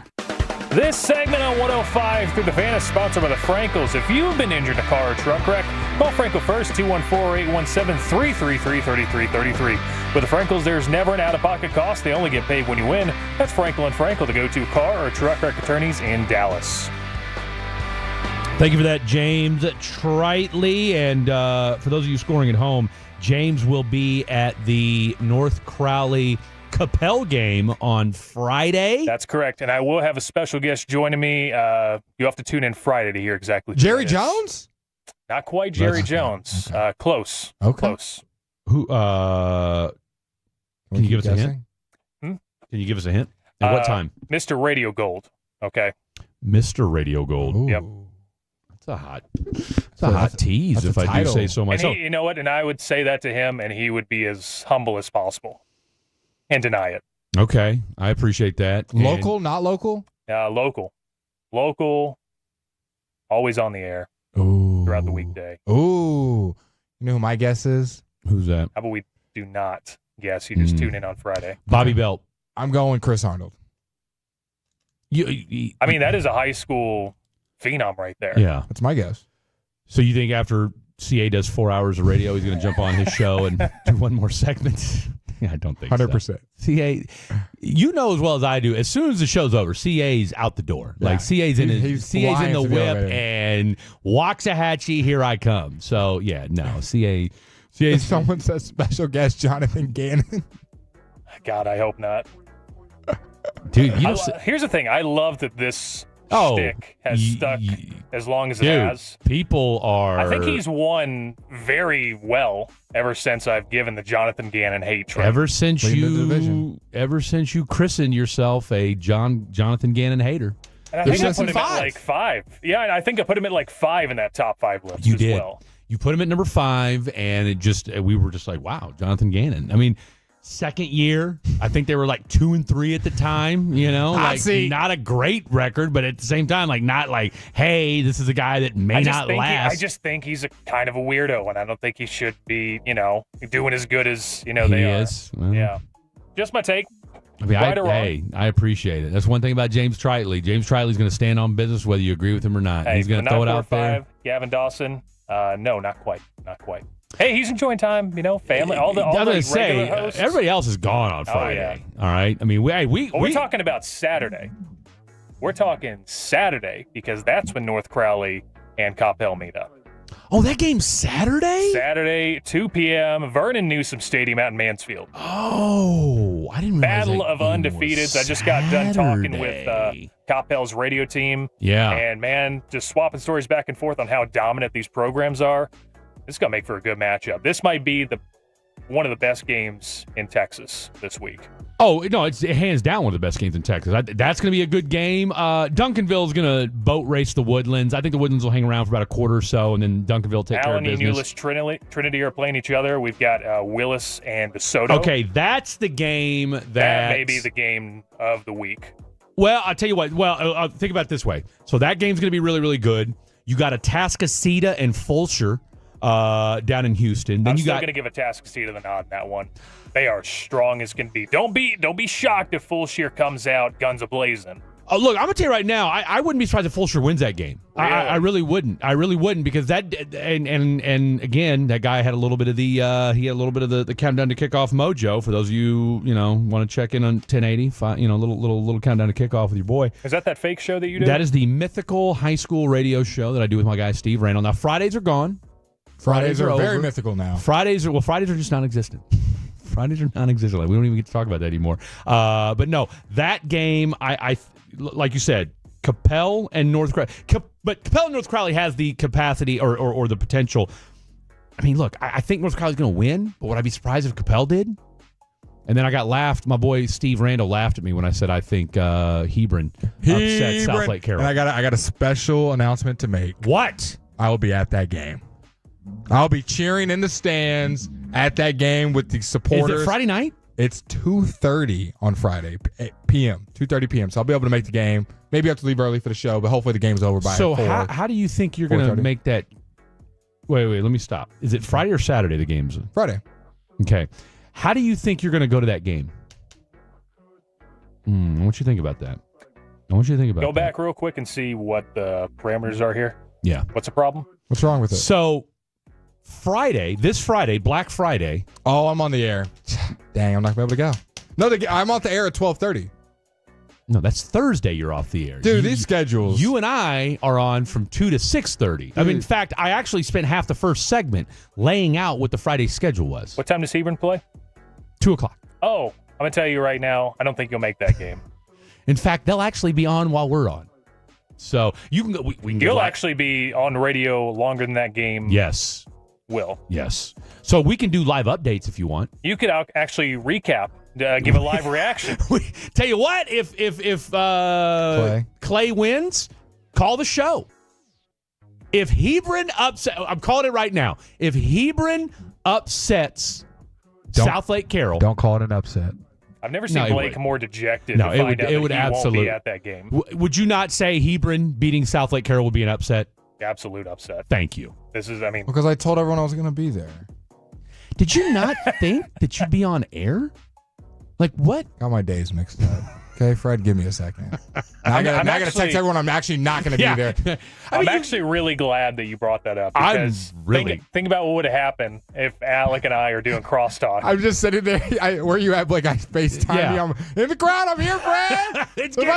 We are crunk out here. Hebron just scored. We're going to upset the world. Well, I'll tell you what. They're not the only people upset right now because, thanks a lot. So, no, but, okay. So someone said let Blake do a live at the game. We should. Let's do a live. Hey, let's do a show from the game. Let's do it. Where's the game at? Do you know? I don't know. You don't know. I can tell you here in just a second. All right. We'll do a remote. So from the 817, I'll be there for you, Blake. There you go. That's our buoy announcer.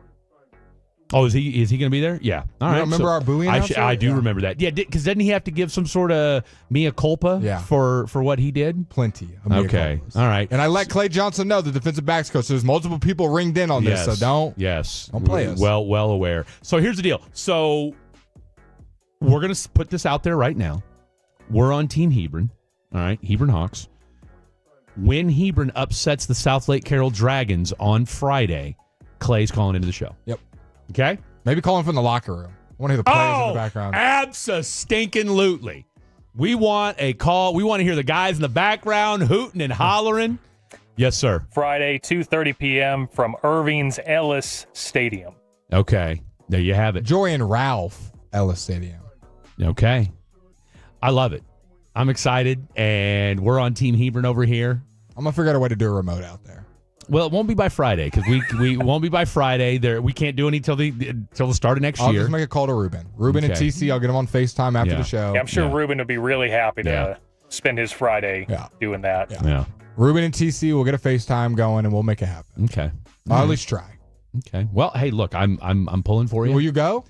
Oh, hey, have microphone, we'll travel. All right, you ain't got to tell me twice. I mean, I'll be there, but I'm gonna err on the side of we'll be here. Fun fact, when I used to do play-by-play announcing for UNT's Mean Green station, Mean Green Network, excuse me, we did it at the Aubrey game all year, and we had to do a broadcast, most of them from the press box, where you would do a play-by-play game from, correct? I don't remember what school Aubrey was playing, but they didn't have a press box. So we had to do it from the stands. Well, yeah. Ooh. Like the stands, like the There's schools in Texas that don't have a press box? The crowd is literally as close as me and you are. Yeah, you're right there. And we're just sitting here, I'm like sitting in the back going, Aubrey down 35-0 as they give up another score up the middle. Oh, no press box. No, and we're just sitting there, all of our microphone, all of our setup. People are walking by, you can hear them on the broadcast. They're walking in the camera view. Bleachers. Some of the smaller schools will do that where they don't. Here's what they have. They have a press box, but it's only for like coaches or like the PA guy and the scorekeeper. And then, hey, we want to broadcast a game. Oh, we don't have a whole lot of room. We'll set you up right here. You can do a tape. Man, I've broadcasted in some weird places. I was going to say, I was high school play-by-play is not for the faint of heart. It's one of a kind. Oh, it I've done in the stands, done in the press box. I've done on the roof. Yeah. On the roof of a press box while it was like You're 9 degrees outside. Right? Yes, broadcasting. I have pictures. Me on the roof, 9 degrees outside, shivering, giving the play-by-play. Can you send James your legendary call? I can. Send him your legendary call. We got to hear this. We have to hear this. Medford put my call in the air the other day. All right, I want to hear your call. We're gonna do dueling high school calls, okay? And we'll let the Tolos decide which was the better call, James's or Blake's. We'll do that at 10 o'clock. 9:40, we're gonna do a little fair or foul. 10:20, top 5 at 10:20. It's gonna be simple. Top 5 Thanksgiving foods, simple and plain. Then 10:40, what we learned. Yep. What we learned. Real quick, speaking of what we learned, Peace-a-thon is going on right now. They've raised somewhere in the vicinity of $70,000. Okay, somewhere in the vicinity of 70 GER. Okay, so let's make sure. What we if got I told that. you item number 6 would be near and dear to Fred's heart? I'm surprised he hasn't put a bid on this. Patrick Mahomes autographed jersey, the official NFL Chiefs red jersey, autographed by the clean. Patrick Mahomes, includes the QB's name on the tag as it was provided to us directly by the Hunt family and the Kansas City Chiefs. This is only at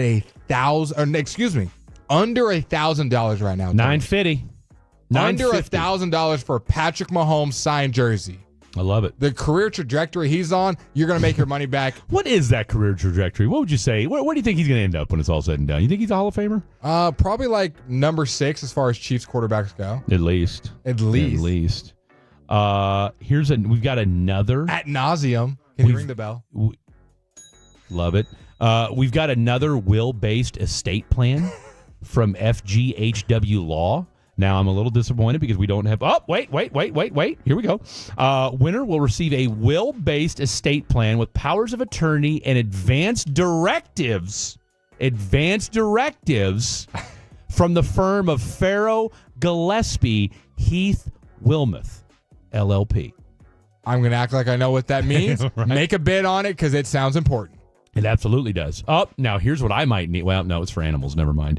The animal ophthalmology eye exam. Good for Is one. this part of the Aqua Tots? Well, it's right next to it. It's good for one pet eye exam with Dr. Rachel Ring at Animal Ophthalmology Clinic in Dallas. Big fan of Rachel's work. I love Rachel's work. Do you think she would do it for me? Well, if I went in there, you're a dog. I am a dog. I am a dog. I am a dog. Have you seen this one-of-a-kind experience I've got at Martin House, though? No. Dude, it is unreal. Martin House Custom Beer Experience. You can gear up for an epic I did see that. beer tasting at the Martin House Custom Beer Experience, tailored to your taste. This experience will let you sample unique brews and flavors while spending quality time with friends. It includes a public release party showcasing the beer that you get to create. That's right. You get to create your own beer. Make your own beer. You will sit down with the team, get the graphics for it, for the can design.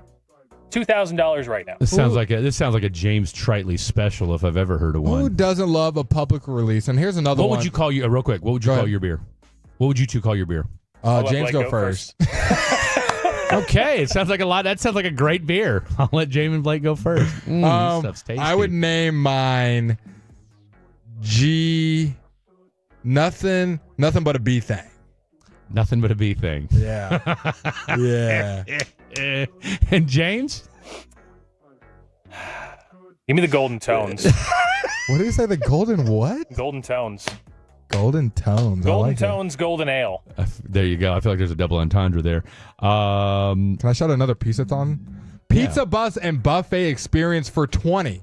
Pizza like ISD. So maybe you got a bunch I just saw a Pizza ISD. They drive a school bus, right? Yep. I just saw one on the freeway today. Exclusive pizza buffet experience for you and your friends. Let us school you and up to 20 of your friends for an unforgettable pizza lesson with our unique pizza bus. We'll come to your home or business and cook a delicious pizza buffet right on site. This package includes a variety of freshly made pizzas, crisp salads, delectable desserts, and refreshing drinks, all crafted to delight your taste buds. And you might be saying, Blake, what has it got to be? 30, 40,000? No. Does that come with the bus for 30 grand? I mean, that's a pretty steep price. I mean, I'm all for raising money, but man, that's a bit steep. You for might some be pizza. asking, some people are asking word around town for you Tolos. Right. Just tonight, $1,000. Wow. You mean to tell me that what would normally go for 30 G's, I can get for $1,000? $1,000. 1053thefan.com/pizza-thon. Do I get to drive the bus? That's up to the people at Pizza ISD. If you got a smooth talker, maybe another $500. You sure can.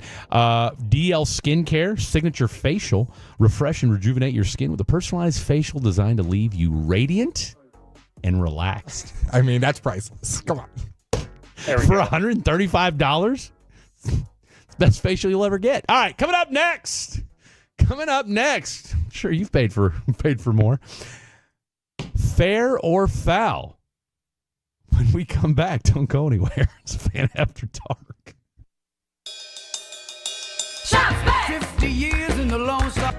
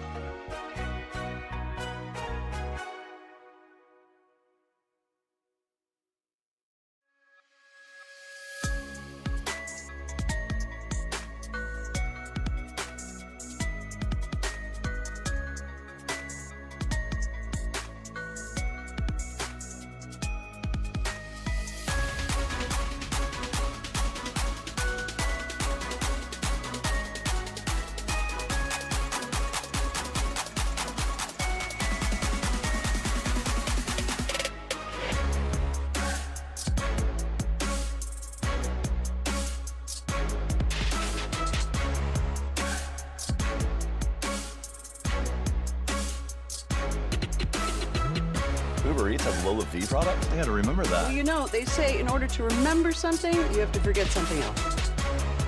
Okay, now that is a very cute haircut. That's like a little shag. I've never seen it before. Well, I mean, of course you have. It's the Rachel. Oh, is that your name? No, I mean like your name. No, I'm Jen. My name's Jen. Right, but I just mean like this is your haircut. But that's hair on your head. I'm not saying this is your hair. Okay, freaks me out a little bit.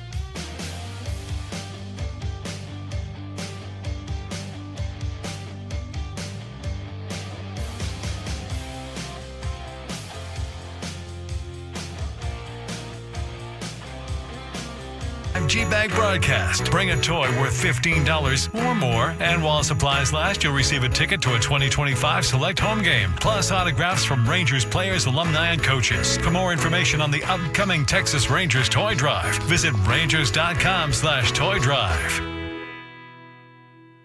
This segment on 105 through the Fan is brought to you by Classic Chevrolet in Grapevine. They are the #1 Chevy dealer in the world with more Silverados than anyone else. This is Texas. This is Classic Chevrolet. Together, let's drive. Relax and enjoy the difference based on new Chevy registrations 2023. Appreciate that, Jay Boog. That's Mr. Tritley. That's Mr. Elliott.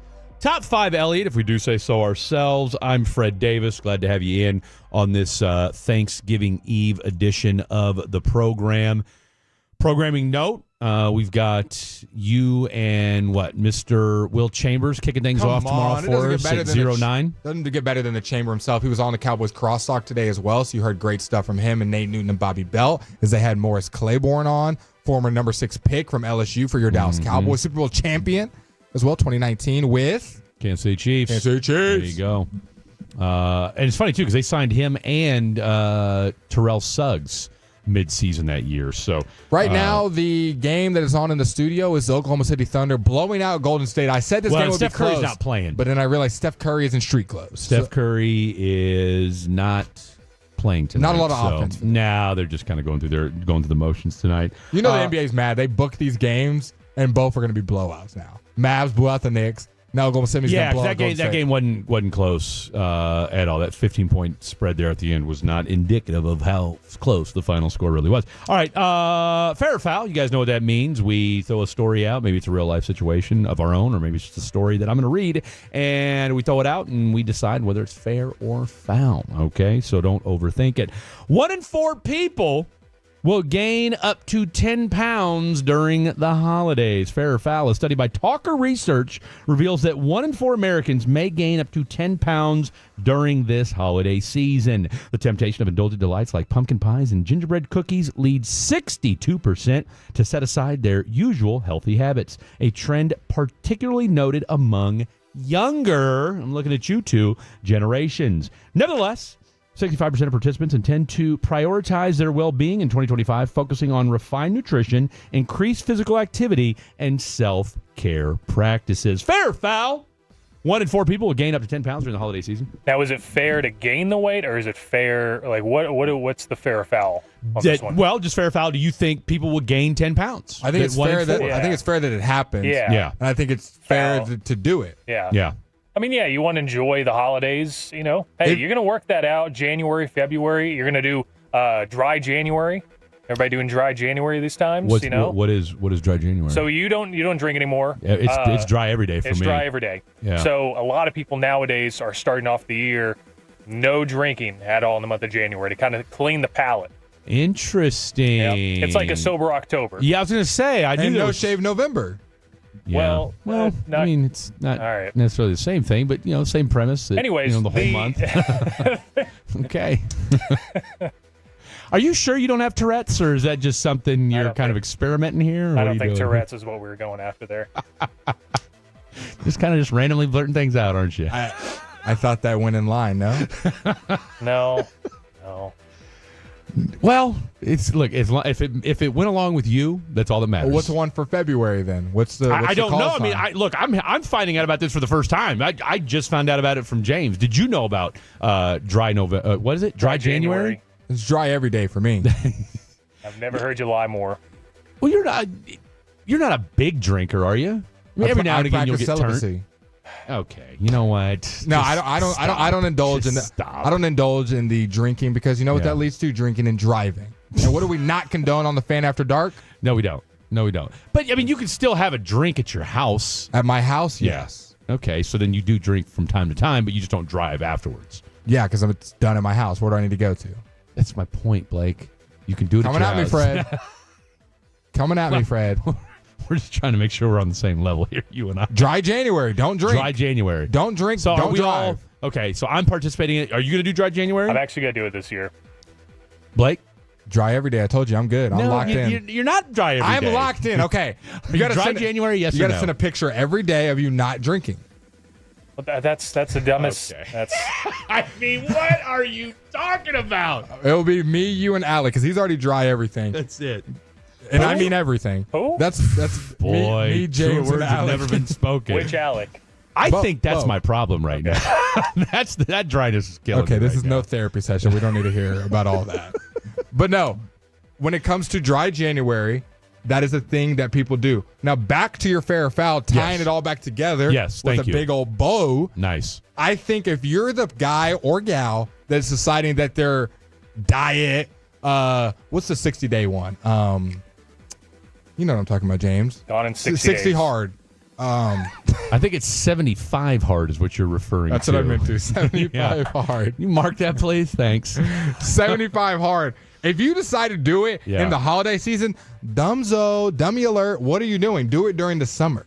Do it during January, February. Yeah. Don't do it when you're with family. You're going to have a glass of red. Yeah. When it comes Christmas, you're going to have a little eggnog. A lot of beer. A lot of beer. Have we not?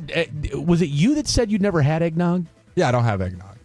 I mean, I don't mean like right now, but I'm saying, have you ever consumed? I want you to take 2 seconds before you say anything else back to me. Think about the consistency and what's going on with eggnog and why you'd want that in your mouth. No, I'm good. The consistency of just think about eggnog. I'm good. A lot of better things to drink. I understand that, but I'm not sure what the. You're a big eggnog guy, huh? I love eggnog. Makes sense. Dry everything. It all ties back together. You're great at tying us all back together, Fred. I appreciate it. What is it? But I don't understand what you're inferring with eggnog. Do as you will. Am I missing something here? Is there some sort of deal with eggnog that I don't know about? I mean, Fred, I tuned out about 5 minutes ago. What is the deal with eggnog? Just Gen Z doesn't drink. Most are sober curious. That makes sense. Yeah, I think you're Gen Z. You're Gen Z. You're Gen That's Z. a fair question because I don't think anybody knows what generation they are. It's hard to keep up nowadays. Yeah, I'm like a zennial, like just below. You're not a boomer? No, I'm just below Gen X and just before millennials. Because I grew up without the internet. The internet didn't get big until So did the I. late 90s. So did I. No, you did grow up with the internet. The internet was well established when you were born. When I was in 7th grade, I had the internet, a Samsung flip phone, and it didn't have internet. Okay. So I grew up. Blake grew up but guess without what? the internet. Internet was popping. Okay, that's not what you said. I said maybe not at your house. No. But Thank I'm you. talking about the internet. The world didn't have the internet when I grew up. Is that what you said, or you said I didn't? I didn't grow up with the internet. And then I said me too. No, you did grow up with the internet. It just wasn't at your house. So blame Mama Kim for that. Back to Mama it. Kim. Why did we have Wi-Fi? What that's happened? fine. What's going on here? She had it. She just didn't want her son She being didn't give it to you. exposed. She didn't give it to you. So you could have had it if you wanted it. Yeah, but I didn't need to. I was doing better things like playing sports. You had your mind. You were I had my creative. mind. I had my creativity. I was playing house. I was playing with sticks. This dude here. Okay. That's what's wrong with our generation. We don't play house. That's what the deal is. They're not outside enough. They're inside on the house and iPad. sticks. They're inside with the iPad. James was probably an iPad kid. Weren't you, James? Don't lie to the folks either. James was an iPad. Oh my goodness. Here Not we go. an iPad kid. Here we go. Okay, real quick. We got about 3 minutes, and you guys can just. Nope, longer than that. I'll tell you what. I'm going to hold off on this next one because I'm going to wait till we have more time to do it. We've got 4 minutes to do it. Well, that's what I'm saying. You guys are going to roast me, so I'm going to go ahead and wait till we have more time to do it. The United States will list giraffes under the endangered species list for the first time. Aww. Fair or foul, for the first time, the U.S. Fish and Wildlife Service has proposed federal protections for giraffes due to population declines owing to poaching, habitat loss, and climate change. The U.S. Fish and Wildlife Service proposed that West African krld-fm, a Nubian subspecies of northern giraffe, be considered endangered under the Endangered Species Act, as their numbers have dropped by 77% since 1985. In addition, the service proposed listing the reticulated giraffe and the Maasai giraffe as threatened. So they're poaching the giraffes. They're poaching the giraffes. The Endangered Species Act, enacted in 1973, establishes protections for fish, wildlife, and plants that are listed as threatened or endangered, according to the agency. Fair or foul? What do we? I didn't even know. Like we kept tabs on giraffes like that. What do you mean? They've been under the close eyes of. Stop laughing. They've been under close. What word am I looking for? Scrutiny? Scrutiny. No, I'm not looking for scrutiny. This is like CA trying to talk about Fitzgerald. That was the best clip ever. I feel like I'll pull it up just to They've listen been to under it. close what? Like Guidance? eyeballs. Like eyeballs have been looking Well, at them. scrutiny. I mean, you can do no, scrutiny. is not the word, Fred. I am saying examination, microscope. Supervision? They've been under a microscope for. Dude, stop. Giraffes have been under. This is my khaki Kevin look. Giraffes have been under a microscope for a while. So you're It's a saying, big microscope. dude. CA in the back. I'm saying I knew they were an endangered species. You did. Bro, You did. it's all over social media. You're not on PETA and wildlife social media? No, I don't follow Pandas, those. No. Spotted leopards, Yeah. giraffes. Okay. People in this generation, they are doing it for game, and Yeah. that's a problem. Who? We need these wildlife cannot even walk around. Can we get a giraffe on the show? I tell you what, we need to get somebody from the Dallas Zoo to talk about this. All right? And what can the Fan After Dark do? Can we make the giraffe like our official animal? What? Yeah, thank you. I would love that. The Let's Fan do After it. Giraffe. Okay, that's one way. We'll workshop some ideas and some names. I don't What know if we call the Tolos the Giraffes? Yeah, I don't know that would work either. I think we just keep the name. Or we call let's them have it our animal. I don't know that we really need a name like some exotic. We'll call them endangered species, our listeners. Yeah, okay. All right. We'll call them poachers. I'm trying to workshop this. We haven't come up with a name yet. We are. I don't know that calling them poachers is really the most endearing to our listeners. Then why do we eat the animals afterwards? So, then why do people do it? You just explained it right there, Fred. You don't think it's endearing. Get it? Endearing? Yeah, Deer antler? no, I don't. You don't think it's endearing? I don't. So why do we keep doing it? Well, we don't. We don't. We all don't love condone. it. By the way, I know you don't hunt. Do you hunt? No.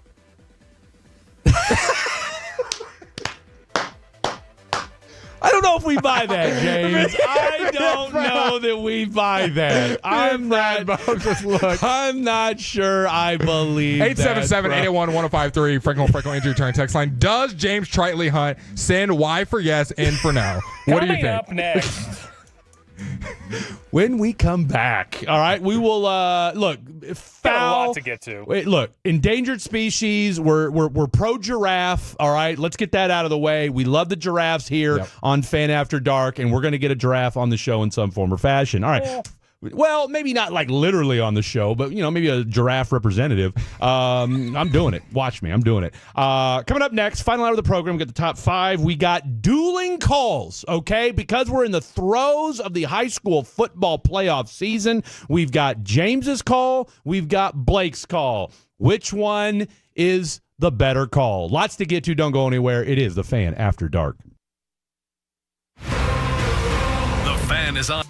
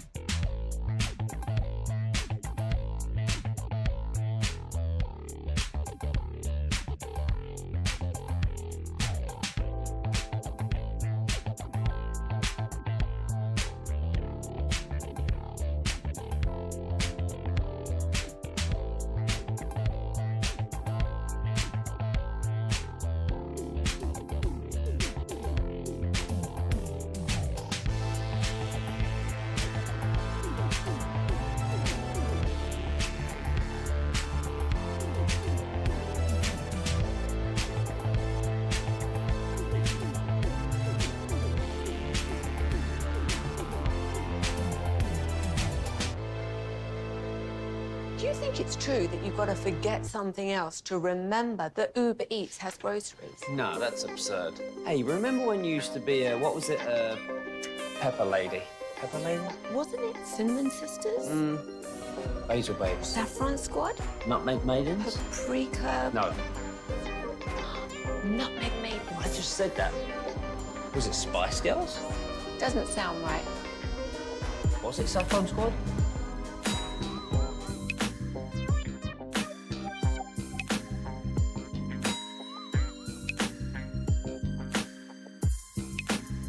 Dallas Cowboys football. KRLD-FM and HD1, Dallas, Fort Worth. Let's go, Cowboys. An Odyssey sports station. From our Highly Mazda of Arlington and her studios, it's Fan After Dark on 105.3 The Fan. Oh, you crazy texters. Look. Final hour of the program. Just because we're having fun on a Thanksgiving Eve doesn't mean we're just throwing all caution to the wind, all right? I got it. Thanksgiving Eve, I came up with the abbreviation. What's that? Thieve.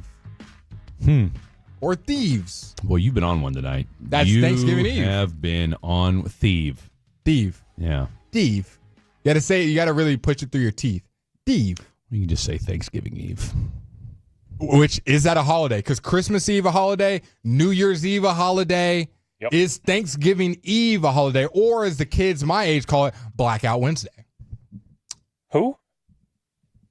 Why do they call it Blackout Wednesday? Well, I explained this pre-show. You didn't hear me explaining this, James? Well, I did, and I'm So Blackout Wednesday is the opposite of Dry January. It's where... It's not the opposite. Yeah, you get drunk. Well, I mean, this is one night compared to a whole month. Yeah, I guess. But it's where a bunch of all the clubs will be open tonight. Well, the clubs... the night I didn't know they had a name for it, but yeah, it's traditionally that the Wednesday night before Thanksgiving is it's because everyone's back in town. Everybody's back in town, and so the clubs will be open tonight and popping, and they usually just call it Blackout Wednesday. Blackout Wednesday. Now I heard a debate about this recently, and basically they were saying there's a certain age to where you need to stop doing this.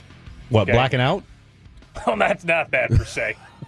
Doing the whole Blackout Wednesday thing with the high school crew, okay? Because it's with your old buddies is the whole thing. Because you're back home. Okay. I feel, and they made a point of a year or two after. What? Text him, talking to Tolos. No, a year or two after you graduate from college, that's probably your limit. You should stop doing that.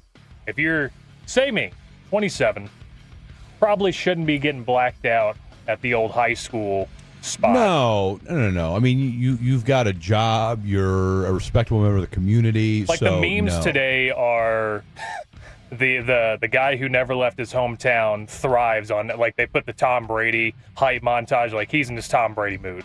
And I feel like that might be Blake tonight. I feel like he is ready to go. He's already looking in. No, I'm good. Okay. No, there will be no going home. There will be no drinking. And there will be no socializing at the clubs because you got to work tomorrow morning. I got to work tomorrow morning, and the whole reason you go to the clubs is to socialize, and I'm good on that. You're good on that. I'm good on that. I appreciate that. I got good friends that want to hang out with me when it's bright outside. Yeah. No, it's man, I haven't done a Blackout Wednesday since I was in the Navy. They probably went hardcore, no? I remember one in particular where we got white boy wasted. But in fairness, I always got white boy wasted. So. Well, your Dallas Mavericks got white boy wasted tonight as they lambasted the New York Knicks 129 to 114. And wait till I read off these box scores from who was contributing tonight. Kyrie Irving, as always, being your leading scorer. Actually, excuse me, not your leading scorer, 23 points. Your leading scorer tonight is the Knife, who wore number 8 in New Orleans, now wears number 13 because why, Fred? He didn't realize that number 3 was available. Najee Marshall with 24 points is your leading scorer. This now marks the 4th game in a row that Najee Marshall has scored 20-plus points. He had 5 20-point games last year on the Pelicans. He's now done it 4 games in a row. He has been a huge factor for the Dallas Mavericks continue to win. The Mavs are 4-1 without Luka this season. Hell of a record. They've been balling. Quentin Grimes, 21 points, something light in 28 minutes. Derek Lively, not a double-double, 12 and 9. PJ Washington, 19 points, 10 rebounds. He gets the double. By the way, aren't they 5-1 since he's come back from injury? They're 6-1 now. Okay, I was going to say they're 6-1. I feel like, and look, I get it. The Luka record is uber important, but kind of on a next level. I think we forget, man. PJ's a big part of is going to be a big part of this team as far as if this team's going to win a championship. And he's averaging 10 rebounds over that stretch. Yeah. No, you need number 25. And so he's getting big time rebounds. I mean, he's your leading rebounder tonight with 10, Lively with 9. No Daniel Gafford tonight. Do you need something to drink, or what do we got going on? It's the donut. It's the donut. Right. Spencer Dinwiddie, 33 minutes, 9 assists and 21 points. Almost a double-double from the Dinwiddie himself. Spencer lighting it up for your Dallas Mavericks as they take on a big win over the New York Knicks. You might be saying, Blake, well, nobody played for the Knicks. Jalen Brunson was there. Karl-Anthony Towns was there. Josh Hart was there. OG Anunoby was there. Mikal Bridges was there. Deuce McBride. Everybody was there. Yeah, no. And the Mavs were without no Luka, no Clay, no Gafford, and the new additions of Spencer, Najee, and Quentin Grimes stepping up big time. 20-plus points from all of those guys. Did their thing. All right, newsflash update. We do have a giraffe update, I love folks. it. I love it. What you got? First off, we all know that my father, Jay Tritley, avid Tolo. All right. Oh, absolutely. Big fan of Fred Davis as well. Daddy Tritley, what's up, dog? Don't stop that. He did. You don't like hearing your dad be called Daddy? What's wrong with that? He said Daddy Tritley. Moving on. He just turned off the radio. He did say that might be able to help get a giraffe. What? Yep. He says, says, okay, well, we won't call him Daddy Tritley. So Papa Tritley can get us a giraffe? Jay. Well, he said he knows a girl at the Dallas Zoo. Oh, really? Yep. And Okay. I forgot about this. I have a friend that has good amount of clout at the Dallas Zoo named John Valamides. He's also an optometrist, so this could be a two for special. One for your boy. I'll tell you what. Fan After Dark, when will the giraffe be in studio? You don't know. You got to stay tuned. When will the giraffe be in studio? If you thought Peace-a-thon was big, wait till we get Giraffe-a-thon going on up here in the studio. What we're going to do, we're doing donations, we're doing charities. Come on. I think if we do Giraffe-a-thon as part of Fan After Dark, we could get them off the endangered species list. We probably could. Okay. All the people that don't know they're endangered. How many people don't realize giraffes are endangered? Because there's probably some 5 a.m.ers who are asleep right now that don't know. We go and it makes big like Peace-a-thon. Now all of our Tolos know. And that means it's widespread because that's all over the country. You want to take it a step further? Let's do a remote from on top of a giraffe.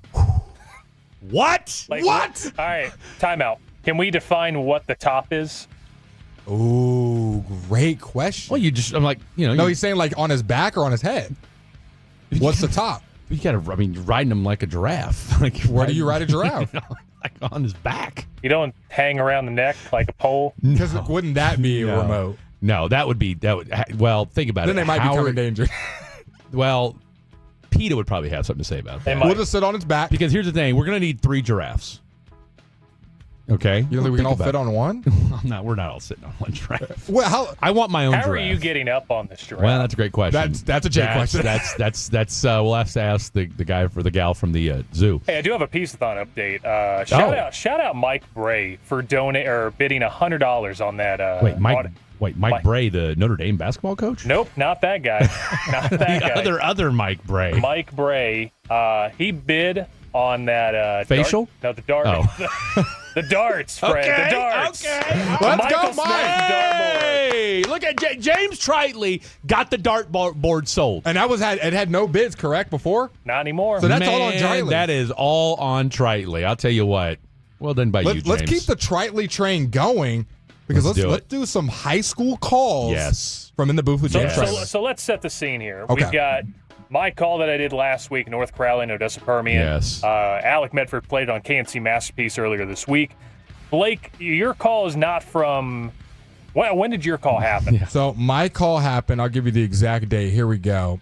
What's the 9th month of the year? September? September 2nd, 2022 was when my call happened when I was doing Mean Green Streaming Network. Okay. Aubrey Shaps. Okay. So do you want to go – whose call do you want to go with? So real quick, okay, but one more thing before we set the scene. And you, how long did you do call games for? Just one season. Okay. How long but you've been calling games for a minute. Like you are 9 years. A veteran. Okay. 9 years for Tritley, 1 season at UNT for Blake. Literally one football season. All right. And this was my first inaugural season, obviously. I love it. Okay. Yes. Let's go with. So let's go with James first. Let's go with James. Let's go with polished, polished and professional. This is what a call should sound like. This is what a high school call should sound like. All right, this was Chris Jimerson to good old Quentin Gibson. Empty backfield here for Jimerson. Man in motion. It's Gibson. He'll pass it to him. Has to reach up to go get that one. Now accelerates. First down. Pass midfield. Quentin Gibson. Q46. Touchdown, North Crowley. Give him a little nickname, too. I like that. Q46. Funny enough, that's his Twitter handle. Ooh, okay. Research before nice pull. All right. So my man's over here working in mentions during his that's a special skill right there. By the way, real quick before we get to Blake's call, from the 817, there was a pep rally my freshman year at Lamar. The week we played Weatherford, the Thor Corps brought a live kangaroo to the pep rally, and kangaroos were very endangered at the time of the pep rally in 2015. Did the kangaroo make it out? No, I'm sure he did. Yeah, I mean, he didn't say he was murdered. I mean, he was at a pep rally, for God's sakes. Those high school not kids. An ambush. Those high school kids. Oh, but kangaroos can fight. Wasn't a kangaroo sacrifice. These were high school kids, not Aztecs. Okay, so for my call, yes, got to give a little bit of context. Set the stage. So this is we are the home of the Aubrey Shap, so we got to show a little bias. Aubrey is up 34-33 over the Anna Coyotes. Now, at this point in the season, this is the second game of the season. Yeah, Aubrey is 0-1. They're looking for their first win. And Anna was good. Anna's still good. Okay, so they're losing to Anna 34-33. No, Aubrey is up 34-33. Okay. There is 1 second left on the clock. Anna has the ball at their own 10-yard line. Oh, okay. Anna's got the ball. Okay. Anna has the ball at their own 10-yard line. Aubrey is up by 1, fourth quarter. Here is the polished Blake call. Blake Elliott, take it away. 2 years ago. Way for them to get pressure. He's going to draw back again. Pressure. He's going to get it quick out. They got it. They toss it. They get a little flip. They get something going up the sideline. This could be the game. He's up the sideline. He's trying to make something happen. He cuts back. He's going to have he cuts back to the middle. He is going to win this at the end with the flip play. Oh, my God. Did that just happen? I do not believe what I just saw. Jacob Emmers, the man for the the Anna Coyotes offense, the old hook and ladder play, and he goes for 85 yards to secure the win at the final buzzer for the Coyotes. Now that was insane. That was something out of a book. We need that as a drop, please. That's me and my boy Cullen Brown, who is at Dan Campbell's now. That was Cullen? And Chat Sports. Yeah, that's Cullen Brown. No, oh my God, I know Cullen. I'm good friends with Cullen. That's crazy. Shout out to him saying Aubrey won at the end for the Aubrey shout out to the I don't believe what I just saw call too. I appreciate it. I was in genuine shock. I was in genuine shock. At that point, I was no longer play-by-play. I was appreciate the fact that at no time did you mention any yardage. Did you mention where the ball is? It's in the middle. It's TV. They could see it. This is a stream. Yeah, this is a stream. This is not a radio call. Oh, this is not a radio call. I should have said it's a live stream. Yeah, probably a little less descriptive. Yes. Yeah. Okay. Fair enough. Live stream. And I was a genuine fan at that point. I was like, this game's over. They're just hooking lateral. And I was like, oh my gosh, it literally felt like the Terry McLaurin play we saw against the Dallas Cowboys. That's funny. We were actually on the phone. Yeah. That's pretty indicative of what it was. It was a Terry McLaurin. Terry McLaurin. That's insane. What did they say on the call? I do not believe what I just witnessed. The mic now peeking. That was insane. The mic peeking. Oh my God! Oh yeah, when I heard that, I was like, "My gosh, man!"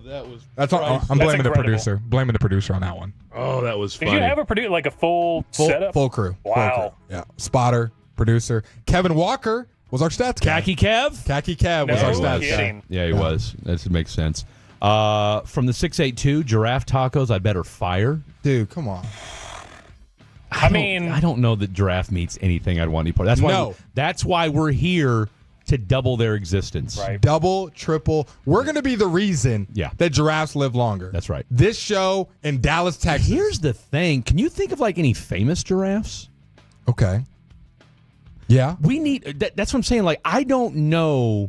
Like, for instance, let's pretend elephants were endangered. And maybe they are. I don't know. I haven't kept up with elephants. But you got Dumbo.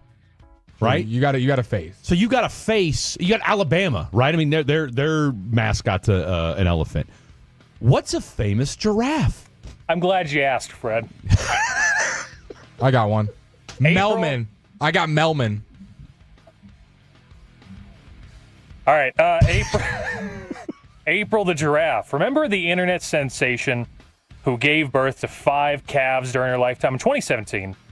Animal Adventure Park in Harpersville, New York, live streamed her giving birth to her youngest calf, Tajiri, on YouTube. The birth was watched by more than 16 million people. April died at 20 from arthritis. Oh. That's not how I thought that story.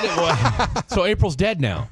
So how can she be the our face? famous giraffe that we thought was famous is now dead? Well, she was famous. She was. Yeah, you didn't ask for current She famous. was internet famous. Here's another one. A giraffe at the Malibu Wine Safari Exotic Animal Park who was involved in a wildfire. Did he just read another giraffe that got killed?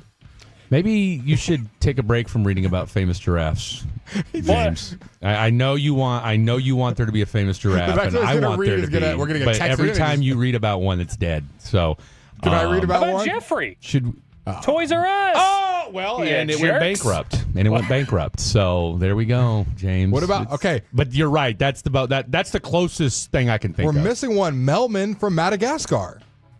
The giraffe in Madagascar with the there hippo? you go. Never saw it. Is that still going? Madagascar? Are they continuing that, or is that dead? I don't know. Do they still make Madagascars? That's a giraffe that comes to mind for me. Gotcha. Well, look, it's irrelevant because we're going to make a giraffe famous. I thought we were going to say we're going to make a giraffe.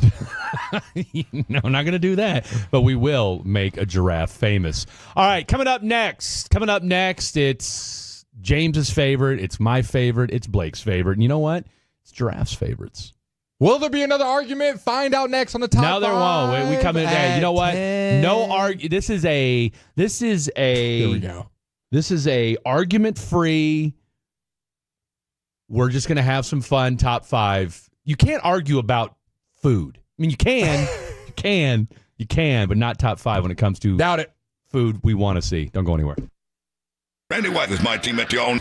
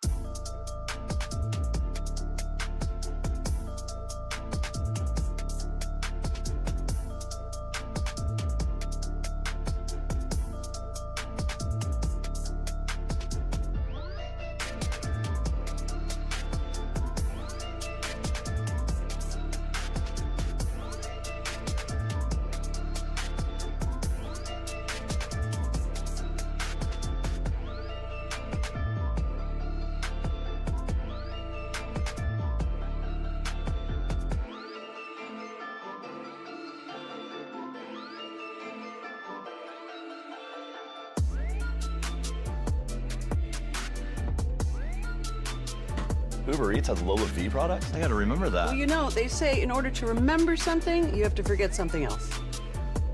Okay, now that is a very cute haircut. That's like a little shag. I've never seen that before. Well, I mean, of course you have. It's the Rachel. Oh, is that your name? No, I mean like your name. No, I'm Jen. My name's Jen. Right, but I just mean like this is your haircut. But that's hair on your head. I'm not saying this is your hair. Okay, freaking me out a little bit.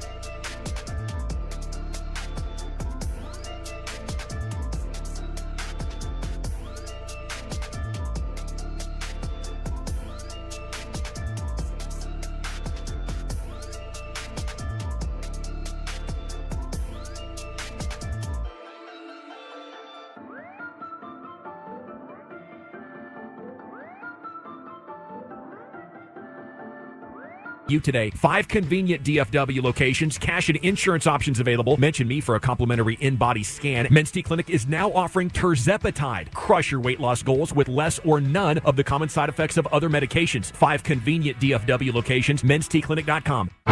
This segment on 105 through the fan is sponsored by the Frankels. If you have been injured in a car or truck wreck, you can call Frankel first. That's 214-817-333-3333. With the Frankels, there's never an out-of-pocket cost. They only get paid when you win. That's Frankel & Frankel, the go-to car or truck wreck attorneys in Dallas.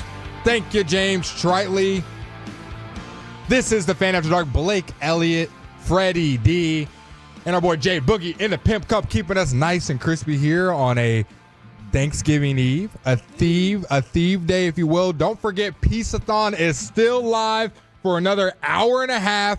We're at 10:23, 11:59 is going to be your last chance to make these bids on these amazing items and donate to My Possibilities and give love to all the great people who did great radio today. 13 hours. Our boy Alec Medford hanging in strong. All the great guests that were on today. If you missed any of it, go back on the Odyssey app. You're able to rewatch. Go on the YouTube, the Twitch. I see you guys on the Twitch, Mr. Hawk. Been a great time here. Sorry, donuts, man. They are good. I mean, they've been sitting there all day, but hey, why not? I think donuts have been sitting out for a while, or just got a little bit better. Now that said, the we have nothing to wash container it down was close. Well, that's the problem. I mean, yeah, water, but I mean, who wants to wash a donut down with water? If you have to, you have to, right? But a lot of flakes. So we're gonna take a chance with this chocolate milk that's been sitting out all day. I threw it in the freezer. Oh, absolutely. Oh man, I saw it and I just said I'm good. No. Do you know when that came in? This morning. Had to be this morning. I guarantee that's been sitting there all morning. I'm gonna say 6 a.m. Oh, easy. Yeah. Somebody probably dropped it off. Yeah. But there's so much preservatives in that chocolate. I'm gonna go ahead and take a chance. Will Freddie D still be able? Well, yeah. Look, I'll keep you posted. You'll know on Friday. No, we'll know tomorrow when you're live tweeting.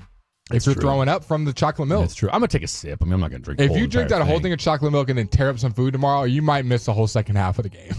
Oh no! Look, my gut is next level, bro. Let's get that straight. Okay. Yeah, from Tolo Brett, Derek Hollick saying, my parents told me I was an accident was an instant classic. If you missed that moment, go back on the Odyssey app after the show and re-listen to all of KNC masterpieces, Peace-a-thon all day long. From the 940 who keeps wanting there to be a fight, we're not. We did that already. It's all love here. It is. It absolutely is. And we don't. We're not gonna make up a fight. Yeah, I was gonna say look, say what you want, like that. There was we all it's all organic on this show. All organic. And I feel like people think this is like a real beef too. No, none of what happens on this show or any show between Fred and I or whatever happens is nothing's personal. No, it is. We're just having a fun time. You know what? I'll peel the curtain back, guys. After the show ended, they gave each other a hug. We did. They gave each other a hug. We absolutely did. I did see a smile from both of their faces. A bro tap on the back, the 1-2 to let you know. That's it.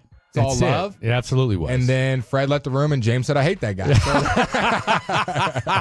F him.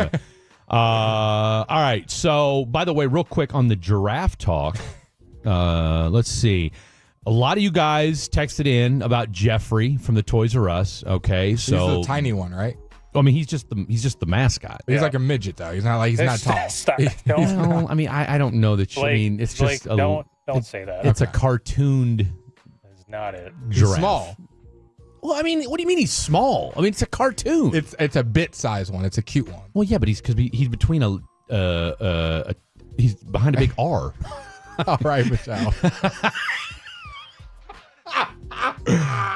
Okay, top 5 foods for Thanksgiving tomorrow. I'm gonna kick things off with number 5, deviled eggs. Yes, that's right. Now I want to put a caveat to this, and you guys do this however you want. All right, you do this however you want. I'm basing this all off my mother's cooking. Sounds good. Okay, so again, grandma, aunties, whatever you're into, dads, whatever. Go ahead and mark that for me. Why you guys head always in the video? No, that was a perfect one. Please mark that. 60 hard? Is that what it is? So I'm basing everything off of my mother's cooking for the most part. Maybe a little grandma thrown in for good measure as well. You're doing it on purpose at this point. No, I thought about it after I said it, but since we're on, Fred Mark alert. So anyway, number 5, deviled eggs. That's a terrible number 5. That was literally the number one thing I don't want to see. I don't care. Yeah. I don't care. We're in the same realm. I love deviled eggs, and I'm going to stand by it. My number 5, James, I feel like it's not going to be on his top 5. It's going to be stuffing. I mean, it's pretty much bread at the end of the day, and you got gravy in there. Man, doesn't get better. I love that. I love that take they had there. I'm a big stuffing fan. Okay, you redeemed yourself. Unfortunately, it didn't make the top 5. Right. It had to get HM'd, honorable mentioned, because I'll tell you what, I forgot about it because I list these 5 and I was like, I want these 5 more than the stuffing. Number 5, I've got ham. You know what? I think ham. Not a lot of people are liking it. I'm a big fan of it. I think it's a great, fantastic secondary option. What to flavor the of the ham, though? We thinking sweet ham. We thinking candied yam. Like. Wait, I'm switching to a whole different thing. Ham. We're talking about ham. Yeah, like a honey glazed ham. Yeah, that's what I meant to say. Yeah. Is that the only glaze you can do on there? Is there a different popular one out there? I'm sure there's others. Somebody texted in deviled ham yesterday. Is that a thing? I've heard deviled ham. Yeah. There you go. Spicy ham. I mean, it's all about how you see it. Look, it's all about how you season it and how you smoke it. Well, smoked ham. You ever had smoked ham? I've not. Dude, smoked ham. Smoked turkey, that was better. Smoked turkey. I'll tell you what. But it's got to be done right. Listen, we do the Hurtado's plug all the time. Yeah. Hurtado's has some of the best smoked turkey I've ever had. I'll tell you that right now. But again, it goes back to, and I'm with you. But you can really screw up a smoked ham. Yep. Fred's list. Just want to add one more. Bad smoked turkey at number 2. James, are we going to go back to this? Are we going back to this? What's your number 4, James? Number 4, we're going to go straight to dessert. It's got to be the pecan pie. Pecan pie is an elite, man, especially here in the state of Texas. You got to have a good pecan pie. Good call. What say you with number 4, Mr. Blake? My number 4, it made James's X list. I don't know how. One of the nice sweets, but sides. Depends how you want to categorize it. Candied yams at my number 4, a classic in the Elliott, Norris, Robertson, Washington households for Thanksgiving. Solid choice right there. I'm also going to piggyback on the James's disrespected list last night. Green bean casserole. Yep. Green bean casserole, and like I said, my mom uses the French cut green beans. So just for whatever that's worth. My number 3 might be controversial. Mac and cheese. At 3? At 3. How do you come back from that? What, do you think it's too low? Yeah, it should be in the 1 or 2 spot. Sorry. Okay, well, wait till you hear my number 1 and number 2. All right, that was a terrible one. My number, is it my 3? Is it my turn? Yeah, it's your turn, Julia Child. Go ahead. Don't know what that means. My number 3 is going to be green bean casserole. My mother, shout out Mama Kim, also makes a terrific green bean casserole. Yeah. Got the onions in there. Got a little bit of bacon. Got some mushroom sauce, juice, whatever you want to call it. Oh, I think it's cream of mushroom soup. Cream of mushroom soup. Guess, yes. It is just phenomenal. If green bean casserole is not on the top 5 for you, probably not making it right. Yeah, it's fair. When's the last time you had green bean casserole, James? It's been a while. I almost feel like we should bring him some back. Should we? I think we should. We got a lot of food to give out. Oh, we've got so much food to eat tomorrow. I can't wait. All right, number 3. We got to go to the mashed potatoes. Solid. Good. Long as they're not lumpy. Listen. Long as they're not lumpy. You can take your lumpy mashed potatoes and shove them. Do you? Because you don't want them, right? You're right. You're Okay. right. Then You know, the fun. Okay. Winner. Yep. He fell right into my trap, didn't he? He fell right into my trap, didn't he? Wouldn't even mention them. Number 2, we're going to go mac and cheese. It's a 1 or 2 slot for mac. There you go. My number 2, it's already been mentioned before. One would say not too long ago. I'm going to go with mashed potatoes. Okay. At number 2. With gravy. Okay. With a little bit of butter. With a little bit of garlic. With a little bit of, no sour cream now. Yeah.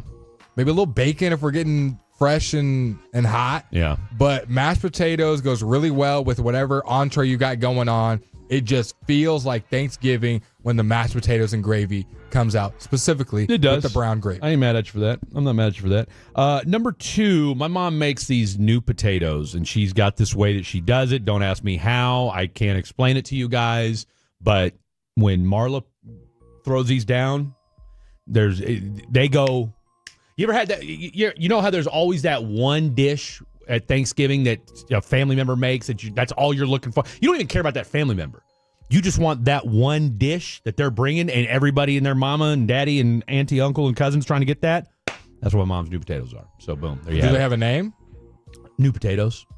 And I don't know how she does it. Do you know what a new potato is? I don't. It's those little red potatoes, right? Oh, the little half ones. Yes. And she puts a little drizzle on it. Those she are does. called, what are those called? The half potatoes. They're like red. They look like they're from the ground. Exactly. There's a name I mean, for they those. are from the ground. I mean, Well, I'm most saying like potatoes are. they look like when you're eating them, they're Yeah. still from the ground. Yeah, no, these don't. These look like they've been cooked and, seasoned up and, glazed and all that good stuff. So. There's a name for those. And I Maybe know there the are. name. I don't know if my mom's still awake. I'll ask her. I didn't even think about asking her today while we were at brunch. And then my number 1, turkey, dark meat. Boom, done. Best part. Love it. You're a dark meat fan? Love the dark meat. Okay. Absolutely. Do you want to mark that too? No, I didn't saw even the way need you to looked mark at me. it. I saw I the thought way you you were going looked to at me. go all news reporter on us. So the oh boy. What? G-Bag of the Day clip. My number 1. It's been said already. Yeah. It was in the incorrect place. It is now going to be correctly placed on the maybe list. your correct Can place. you let me finish, Fred? I don't like where you're going with this. My number 1. No other words need to be said than these 3. M-A-C, mac and cheese. If you aren't waiting for that baked mac and cheese come out of the oven and your grandma grabbing it, then you're doing it wrong. I'm sorry to tell you, your family's cooking is probably trash. If mac and cheese ain't the thing you're most anticipating, then something's going wrong. And I think, reading through my list, mac, mashed potatoes, green bean casserole, candied yam, stuffing. You might say, Blake, no entree on it. No protein. Well, I will say this. I love a good sweet ham. No protein. I love a good turkey, a good smoked turkey with a little pepper. Right. But it's not the thing that I'm festering over. It's not the thing that I'm foaming at the mouth over. You gonna eat it tomorrow? I'll eat it tomorrow because you're going to have protein in there. But when you look, when I go back for seconds and thirds, it's going to be all on my plate. All right. Fair enough. Okay, no. So hold on, we'll get to the text here in a second. Brett, take us home. But we still got to do honorable mention too. But what's your number 1?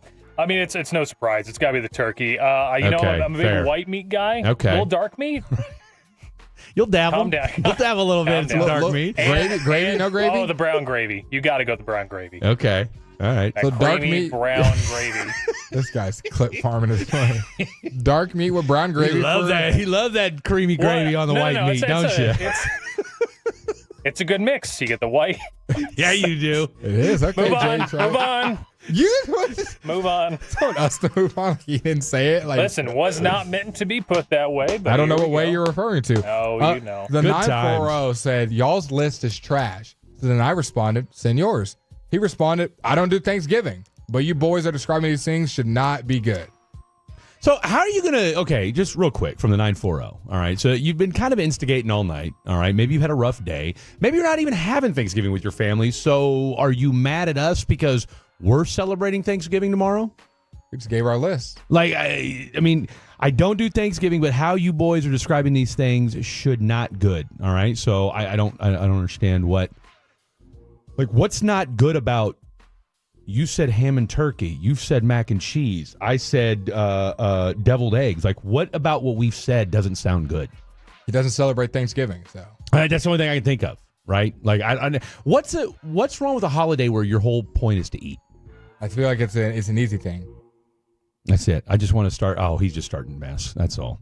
That's all. From the 214, unpopular opinion, Thanksgiving food sucks. You don't eat it outside of the holiday besides turkey. That's actually a terrible take. Because wouldn't that I make... eat mac and cheese. Thank you. No. Let's on both points. We eat all these foods that we just named, other than maybe like candied yams, all year round. 100%. But even if we didn't, wouldn't that make that holiday special? Even better. Right. You have a holiday where it's just these foods you eat it, so that would be like... to it. Exactly. Terrible take. Over 2, guys. 214, look, we appreciate you texting in, but you know what? We're all friends here. We can all agree that your take sucks.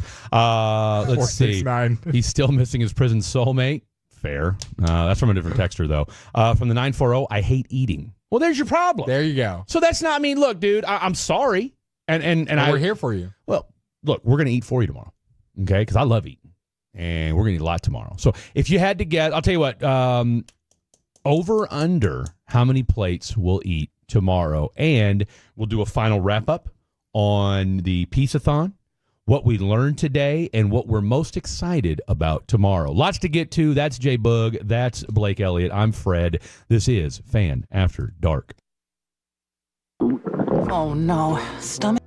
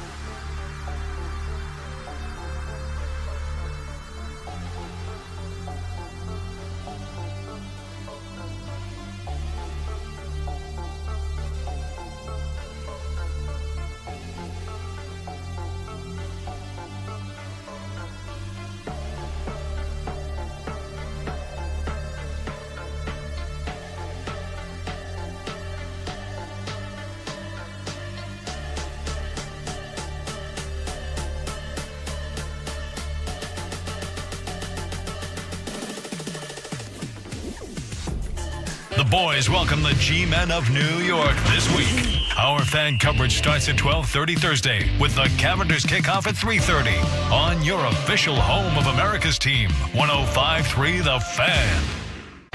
This segment on 105, The Fan is brought to you by Classic Chevrolet and Grapevine. They're the #1 Chevy dealer in the world with more Silverados than anyone else. This is Texas. This is Classic Chevrolet. Together, let's drive, relax, and enjoy the difference based on new Chevrolet registrations 2023. Final segment of the program. That's J Boog. That's BE. We need to. Do you have a nickname? Swanky B. Swanky B. That's what all my friends called me in high school. Or just B. Well. Or B Sizzle. B Sizzle. See, J Boog, I'm still not sold on. Oh. Dude, and again, I accept it. You guys have gone with it for a while. Yeah. It's just, I knew a friend that I worked in radio with for his name, he was J Boogie. That's what I know him as. He's not dead, is he? No, he. Okay, I'm starting to That's think. what I know him as. Yeah, I worked with him. He's still here. He's down in Austin. Shout out Jarius Johnson. Do you think if there was a battle of J Boogies, do you think you'd be the better J Boogie? I bow down to the original J Boogie. Okay. Yep. All right. I mean, so should we come up with a new nickname for James? If there's another J Boogie out there? If you guys are fine with it, if the Tolos are... I mean, I like it. Hey, you know what? Do you like it? Sure, it's all right. It's not my favorite. Well, I'm not talking to you. I'm talking to Blake. Blake, do you like J Boogie? I do. Yeah, I'm not sure that you don't sound too. I just gave you my James Triley, does he hunt or not answer. Nope. So do we need? Okay, so I guess the question is this, because we're off the air for the next. Well, you'll be on tomorrow, but I mean, as far as the show itself, we're not back in our. Well, I mean, we're G-Bag, but again, it's G-Bag. So the Fan After Dark isn't back till Monday night. Do we need to rethink James's nickname? What were we supposed to do by Monday? James show name, show listener's name.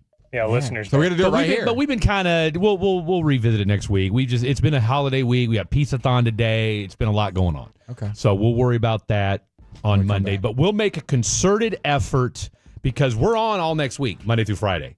So we can say, hey, look, Monday it's going down. We're laying it down. Maybe we do this. Maybe we take a name each night, Monday, Tuesday, Wednesday, Thursday, and then Friday we vote on it, and there's your name. We just do a whole segment and we vote on it. That's it. Okay. And so each night, Monday, Tuesday, Wednesday, Thursday, we'll pick a name.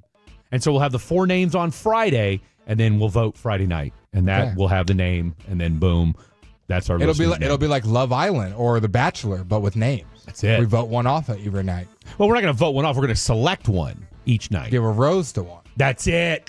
There you go. So Who's each name's going to get a rose Monday, Tuesday, Wednesday, Thursday, and then Friday they pick their bachelorette. Who's coming with us? Who's coming home to daddy? You know what I mean? There you have it. Someone said his nickname should be Bleep Elliott. I kind of like that. Bleep Elliott? Or just take out the Elliott. Just Bleep? Yeah. What up, Bleep? What up, Bleep? I don't know. How do we feel about that? How do we feel about Bleep? Tolos, 877-881-1053, the Franklin Franco injury attorney text. So we're here, okay, but are we sticking with J Boogie? I don't know, man. You're really indecisive tonight. I am, because I got Ruben texting me what the Dallas Mavericks players said their favorite Thanksgiving side dishes are, and that's just where my mind You and multitasking isn't one of your strong suits, is it? Well, now I got to really sit back and rethink his nickname and think about a bunch of different things. Well, you just say yes. You either you like it or you don't. And if you don't, we'll come up with a new one. I do like J Boogie, but too. he doesn't, so it doesn't feel right. He does. That's the thing. The fact that you don't like the nickname. It's not that I don't like it. I just don't think it's a fitting nickname. But again, not my choice. But that's what makes nicknames so great. Sure. Okay? That's what makes nicknames. Because J Boogie is a respectable nickname. Sure. Yeah, sure. J Boog. Sure. You know? Yeah, why not? All right. Okay, what do you think? J Boog, TBD. What do you think Najee Marshall said his favorite dish is for Thanksgiving? Mac and cheese. I hate you. It's mac and cheese. He gave his answer. Here's one that you don't know the answer to. Quentin Grimes was asked about what he would bring to Thanksgiving. What do you think his answer was? Ooh, mashed potatoes. No, he said his mom's blank he would bring to Thanksgiving. Give you one more try. I don't know. It's your boy. It's Q-Dot. You should know this. I don't. Okay, I watch his basketball game, not his personal habits, so I don't know. Give a guess. Green bean casserole. Okay, blank. That's 2 words. Yeah. Blank. 3 blanks. Oh, 3 blanks. Oh, okay. Well, now, okay. You were reading his mind. 3 blanks. I'll give you a hint. I'll be nice. I'll give you a hint. It's a dessert. I was going to say sweet potato pie. There you go. Right on the money. There you go. Hey-o. Sweet potato pie. Trite at night? How about that? That definitely doesn't roll off the tongue. G-Bag has used trite, and Spittle has gone with trite. Maybe we need to implement that. Someone said trite stick. or trites. Stick. I mean, actually, that's fitting. Why? Well, look at you. You're trying to say I'm skinny, James? Dang. And you did say you played with sticks. I think that's where it's coming from. I think I'm an an average fella. I wouldn't say I'm a you stick. are. What are you about, $1.60? $1.75. Okay. Thanks. $1.60. Or you hiding that extra 15? $1.60. Come on. Let's. Now you got the people over thinking I'm khaki cab. Let's chill. $1.75, and if I got back on the gym grind, we're back at 185. So let's stop. How much you think Khaki Kev weighs? $1.40. Khaki Kev? No, Khaki Kev got a little bit of a belly. He got that girlfriend weight. Khaki Kev, if I had to guess, probably about 160, 165. I think giving too much credit. I say 150 soaking. You think he weighs more than one? You don't think No. Oh, you think he's more than that? Less. You said more and then more. No, okay, it's no, less. I think about 160, 165. Nah. Really? He's less than 150. that? I don't know. Not I that don't tall. know. I'm just guessing. What's khaki cab? 5'8"? 5'8", 5'9", give or take. But I'd say about 160. He's a skinny little dude. I don't know. We'll James find is out. calling everybody sticks out We'll here. find out. We'll find out Friday. We'll find out. Step Friday. on a scale real quick before you come on. I'm saying what? Of course, you know he's going to lie to us. I'm going to say 160. We got a scale in here. 180. We have a scale in the studio. Yeah, we got a scale in the studio. Where did they take it? I give him 135. Oh my! Okay, he's not anorexic for crying out loud. 135. 135. He is skinny. He's thin, man. Okay, he's not that skinny. Why for is Christ's James calling all of us so thin? I mean, the listeners probably thinking we don't eat. I didn't call Fred thin.